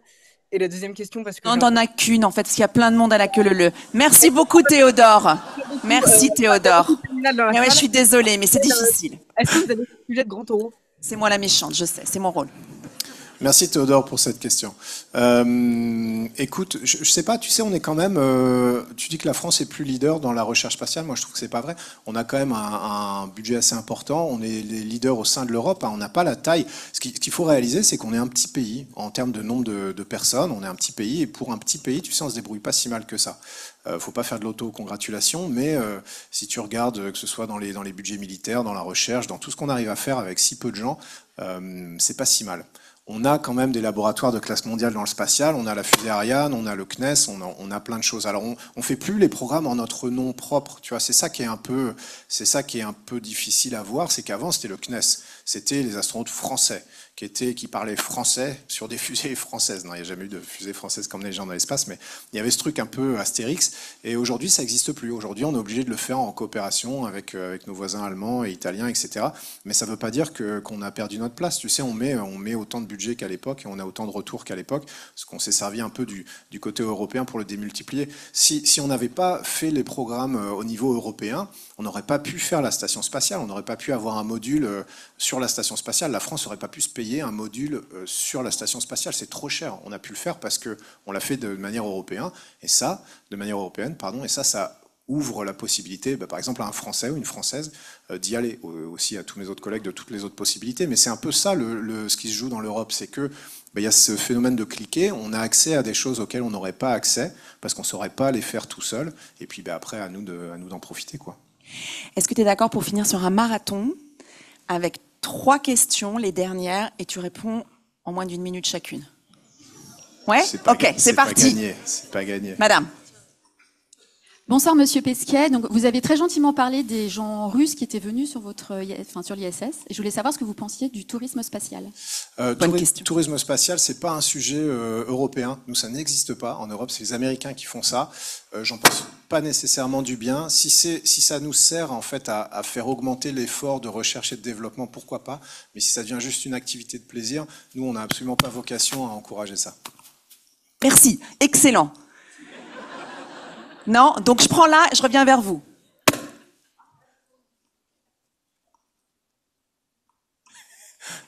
Alors, moi, je réponds rapidement, mais les questions, par contre... C'est le micro, j'ai pas chronométré le micro, vas-y. Il marche pas, appuie sur le bouton. La clepsydre. Bonsoir, voilà. C'est bon, on m'entend. Bonsoir à tous et à toutes, bonsoir Monsieur Pesquet, merci beaucoup. Oui. Je vais essayer d'être bref, ma question c'est sur les enjeux et les dangers de l'exploration spatiale. Quels sont à peu près les risques aujourd'hui? Est-ce qu'il y a vraiment des risques qu'il y a une militarisation de l'espace et qu'on commence à avoir des grosses armes, des gros canons dans l'espace en fait qui menacent des pays et des... Ouais. Voilà. Bonne question. Des canons, Bonne non. Question. On a essayé. Hein. Il y avait des stations russes. Moi, j'ai vu des plans de stations russes avec des mitrailleuses à l'avant. Ça ne sert à rien dans l'espace. Ça sert vraiment à rien du tout. La militarisation de l'espace, ça existe déjà. Il y a des trucs que tu sais pas. Les Chinois font des trucs incroyables.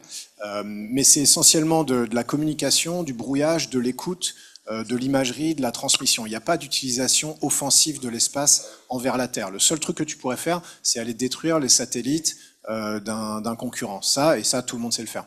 Du moment que tu as l'arme nucléaire, l'arme nucléaire, tu peux envoyer des missiles assez haut, en fait, parce que pour que ça retombe sur un pays, il faut l'envoyer assez haut. On va finir sur le nucléaire, vraiment la dépression est assurée. Du moment que tu as l'arme nucléaire, tu sais détruire un satellite. C'est à peu près aussi simple que ça. Donc tous les pays qui l'ont sont capables de faire ça.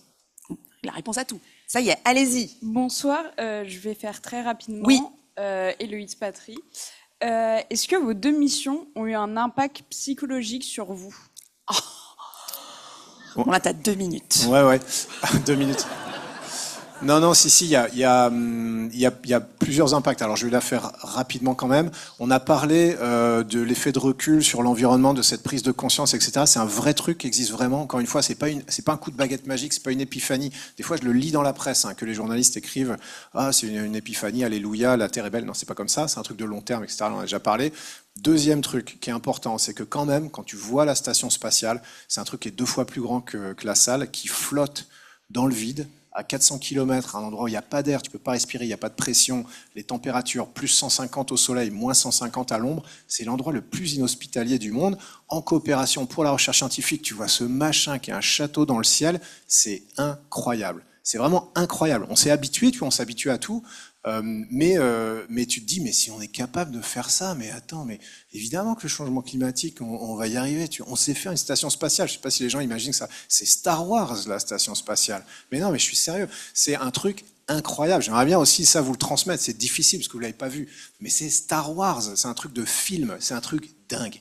Et donc tu te dis, ça donne confiance un peu. Alors faut pas être angélique, faut pas. Je dis pas, on va y arriver facilement. Le changement climatique, on oublie, on fait la station spatiale. Mais tu te dis quand même, attends, on sait faire ça. Donc allez, si on s'y met et on va le faire.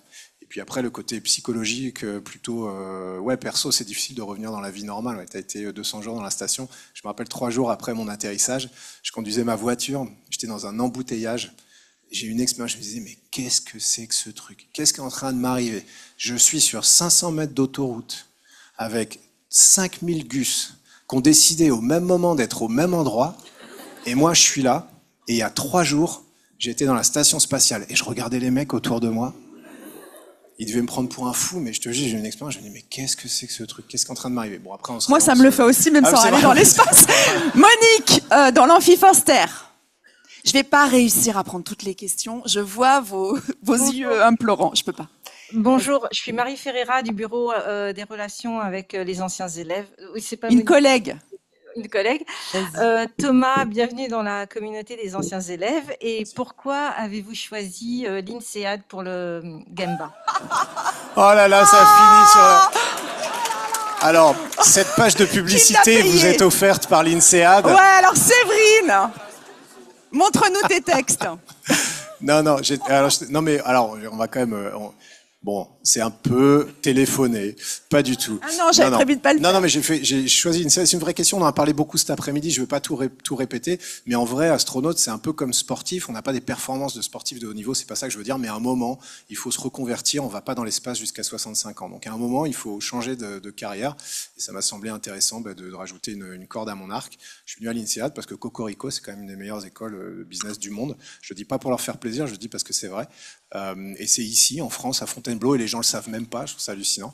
Et en plus, troisième truc, c'est la plus internationale. Et moi, je voulais vraiment m'exposer à plein de gens. Donc, dans ma classe de MBA, il y avait 65 nationalités. Ça n'existe pas. Quand on a 8 ou 9, tu dis déjà, oh là là, c'est très international. 65 nationalités dans la même classe. Voilà. J'ai bien dit tout ce qu'il fallait ou pas? Oh là là. Est-ce que j'ai bien lu la liste qu'on m'avait donnée avant la conférence? Je suis obligée d'en prendre une autre parce que voilà, dans Dean Berry pour la dernière question. Camilla, c'est pour toi. C'est un collègue? Attends. Non, c'est bon, allez-y, monsieur. J'ai une question un petit peu out of the box, comme on dit à l'INSEAD. C'est, est-ce que quand on est dans l'ISS, est-ce qu'on rêve? Est-ce qu'on pense au contact extraterrestre? Est-ce qu'on se pense observer d'un peu plus près puisqu'on est à 400 km de la Terre? Tout à fait. Merci, est-ce qu'on rêve? Alors voilà, on va finir sur un truc un peu onirique, un peu... alors, bref, écoute, moi je suis un mauvais exemple parce que moi je rêve très peu, tu sais. Globalement, on n'en voit pas dans l'espace des gens qui sont des penseurs créatifs et tout. Je peux dire qu'on est des gros bourrins, mais on est quand même plutôt des gens, tu vois, bien câblés, à tendance hiérarchique pour exécuter le plan, etc. Alors évidemment, il y a des gens qui jouent de la musique, il y a des gens qui ont de l'imagination. J'ai écrit un livre. Ça me permet de le placer d'ailleurs. C'est prévu. C'est prévu, très bien. C'est le renvoi d'ascenseur, tu sais, je dis du bien de l'INSEAD. Non, pardon, excusez, c'est pas du tout comme ça. Mais non, moi je rêve très peu parce que vraiment mes nuits sont noires. Je me réveille dans la même position que je me suis endormi 8 heures après. C'est on-off, c'est génial. Mais parfois, tu sais, je me mettais devant la cupola, c'est notre fenêtre panoramique. En fait, j'essayais de me mettre tellement près de la vitre que je voyais plus aucun élément de la station spatiale. J'étais quand même toujours à l'intérieur, évidemment, mais je me mettais tellement près que je voyais plus rien. J'essayais de me mettre là un peu en boule, dans le noir, et puis j'attendais un peu dans le silence. Et là, tu voyais vraiment à un moment, tu avais l'impression d'être tout seul dans l'espace. Et c'est dur à faire parce que tu vois toujours des morceaux de technique, de technologie de la station spatiale, mais parfois dans certaines conditions, un peu la nuit et tout, j'arrivais à me faire croire presque que j'étais là tout seul, un peu en boule, version fœtus dans l'espace. C'est un peu bizarre comme expérience, mais là ça te fait quand même un peu, les Québécois ils disent capoter, ça te fait capoter, ce qui veut dire ça te fait quand même beaucoup réfléchir. Et voilà, et là tu t'en viens à te penser, mais comment je suis arrivé là, tu vois, tu réfléchis à ton parcours de vie, à quoi ça peut servir, pourquoi on fait ça, est-ce qu'il y a la vie ailleurs, et tout là, tu te poses à ce moment-là que tu te poses toutes ces questions, et là, tu vas dormir parce que tu as du travail le lendemain. Voilà, la réponse est oui. Allez, là, je suis obligée de te donner la toute dernière question. Tu as été drôlement patiente avec la main levée. Il est tard. Mais du coup, c'est quoi l'histoire de tout à l'heure? L'histoire? Ah, mais je t'adore! Oh oui, alors Messieurs, dames, il y en a une qui a suivi. Je suis vraiment pas très fier de vous, parce que personne, je l'ai pitché, mais genre 3 fois, je le fais jamais en plus, je sais pas pourquoi je l'ai fait ce soir, personne n'a demandé, à part toi, je te remercie. Quel est ton prénom? beaucoup. Capucine. Capucine, merci beaucoup. L'histoire, non, ben c'est une bonne question. En fait, on a ce module qui est arrivé, donc c'est un module entier de station spatiale avec ses panneaux solaires et ses moteurs à lui, tu vois, parce qu'il nous a rejoint, lancé par une fusée, rejoint depuis la Terre. Et puis en fait, on avait eu un petit souci sur le système de propulsion. On en revient, je vais tout relier ensemble, vous allez voir, c'est génial. Sur le système de propulsion. Qui est le système le plus important dont on a parlé tout à l'heure. Donc, en fait, on avait peur que ce module se contrôle pas très bien et quand il vient s'arrimer à la station spatiale, on perd le contrôle, il nous tamponne. Et tu vois, on l'avait dit tout à l'heure, c'est des modules qui sont hermétiques, qui sont fermés. Si tu fais un trou dedans, on perd notre air, on perd notre atmosphère et tout le monde va mourir. Donc on a très peur de ça. Donc on arrive très précautionneusement. Tu as vu à quel point nous, avec notre vaisseau, on arrive tout doucement. Donc on avait peur que ce truc-là sache pas le faire, premier truc. Et on avait peur qu'après, si jamais il y arrivait, une fois qu'on vidange ces réservoirs, parce qu'on veut pas le laisser avec des moteurs actifs, on veut tout vidanger pour être sûr qu'il bougera plus, on avait peur que ça s'enflamme et qu'il y ait une explosion. Si ça intéresse les gens techniquement, je pense qu'on va trouver ça sur Internet, mais j'ai pas le temps de t'expliquer. Mais en gros, on avait ça. Donc nous, on s'était préparé à tout ça. On avait fermé des sas, on avait étudié tous les scénarios, on avait réactivé notre véhicule, on s'était mis dans nos scaphandres pour pouvoir partir en urgence. Si jamais ça se passait mal, on était prêts. Et donc le truc se passe, tout se passe bien. Il s'arrime, super, nickel. On vidange le système de carburant, pas d'explosion. Super nickel, tout se passe bien. Là, on se tape dans les mains, on enlève les scaphandres, on éteint notre dragon, notre vaisseau de retour sur Terre, et on retourne à notre travail. Et là, pendant qu'on est à notre travail, je me rappelle c'était moi, je reçois un appel du centre de contrôle. C'était Drew, en plus, c'est un copain, il dit Alpha c'est le nom de code de la station spatiale, il dit Alpha, c'est MCC Houston, donc le centre de contrôle. On voudrait que vous exécutiez la procédure perte d'orientation de la station spatiale. Et il dit, ce n'est pas un entraînement. Et ça, c'est la phrase que tu n'as pas envie d'entendre dans la station spatiale. On voudrait que vous exécutiez la procédure feu, ce n'est pas un entraînement. Et lui, il dit ça parce que on s'y attend tellement pas que tu vois, as envie que ça soit clair. Et en fait, ce qui s'est passé, c'est que quand ce module, il était accroché, et quand on a branché son ordinateur de bord avec l'ordinateur de bord de la station, ce module, il n'a pas compris qu'il était accroché, en gros, et il a cru qu'il était tout seul. Et donc, ce qu'il a fait, c'est qu'il a commencé à manœuvrer pour établir son orientation. Et en fait, en manœuvrant, il a emmené toute la station avec elle. Parce qu'il avait, il avait un bras de levier qui fait qu'on est parti, on a fait quand même 2 tours et demi. Et en fait, c'est parti tout doucement. La station, elle essayait de se battre contre ça, mais elle n'y arrivait pas. Et en fait, le truc nous a emmenés. Et au moment où il nous appelle, on est déjà complètement à l'envers. Parce que moi, je vais fermer les volets de la cupola, enfin de notre fenêtre d'observation. J'arrive pour fermer les volets, je regarde. D'habitude, il y a la Terre. Et là, il n'y avait rien. On regardait le ciel. On était complètement à l'envers. Et le problème de ça, c'est que... Enfin, il y a plein de problèmes avec ça, mais un des problèmes, c'est que la station spatiale, elle est tellement fragile. C'est comme de la dentelle métallique, en fait, si tu veux. Pourquoi ? Parce qu'elle n'a pas besoin de porter son poids, vu qu'elle est dans l'espace. Donc on essaie de faire le plus léger possible, et donc tout est très fin, mais par exemple les panneaux solaires, tu as vu les trucs de 35 mètres ou de 17 mètres de la station là, et ben sur Terre, sous l'effet du poids, ils se casseraient tout seuls, parce qu'ils sont trop lourds. Et la seule raison qui leur permet d'exister, c'est qu'on est dans l'espace. Si tu commences à secouer ça dans tous les sens, tu vas tout arracher. C'est trop fragile. Et donc, un des dangers de ça, c'est qu'on arrache tout, et une fois qu'on arrache tout, c'est terminé, c'est fini. Et si vraiment tu centrifuges trop la station, même ton vaisseau, il ne pourra pas se détacher, parce que la force centrifuge, elle fait que les crochets qu'il retient ne peuvent plus s'ouvrir. Et donc, c'est vraiment pas terrible. Et donc, nous, on se retrouve dans cette... Ça se finit bien, parce que je suis là. Mais on se retrouve dans cette situation-là, sans s'y attendre. Et là, je peux dire que c'est pas un bon moment. Et là, c'est pas un bon moment. Et on a exécuté la procédure, ça s'est bien passé. On a eu de la chance aussi, parce qu'en fait, ce module, au bout d'un moment, il avait une sécurité qui était codée en software dedans, qui disait que si tu essaies d'établir ton orientation et que tu n'y arrives pas, si tu dépenses trop de carburant pour ça et trop de temps, ça veut dire qu'il y a un problème, donc arrête. Et il s'est arrêté. Et heureusement qu'il s'est arrêté. Parce que si c'était pas arrêté, on aurait eu du mal à l'arrêter nous-mêmes. Il avait trop de bras de levier, trop de moments sur la force du truc. Et au final, on a récupéré la situation. Mais quand on a regardé après la vidéo et qu'on a vu qu'on avait fait 2 tours et demi et qu'on n'a rien cassé, on s'est dit qu'on avait eu de la chance. Voilà, avec un peu de drama, je pense qu'on est pas mal pour finir cette... Mesdames, Messieurs, Thomas Pesquet. Merci. Merci.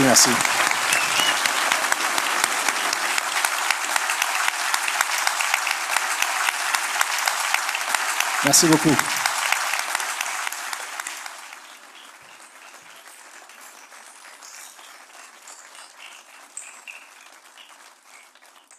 Le livre de Thomas Pesquet est en vente à la sortie. On va pas pouvoir faire de dédicace ni de selfie parce que vous calculez 1200 personnes multipliées par 30 secondes. Il est encore là demain. Donc ça va pas être possible. On vous remercie chaleureusement d'être venus ce soir. On vous invite à la nouvelle cycle de conférences INSEAD en septembre 2025. Repartez prudemment. Apportez toutes vos affaires avec vous. On n'a pas l'habitude de gérer cette logistique. Regardez bien que vous avez pris toutes vos affaires. Bon retour, bonne soirée et encore merci Thomas. Merci à tous. Merci beaucoup. Merci à toutes et à tous.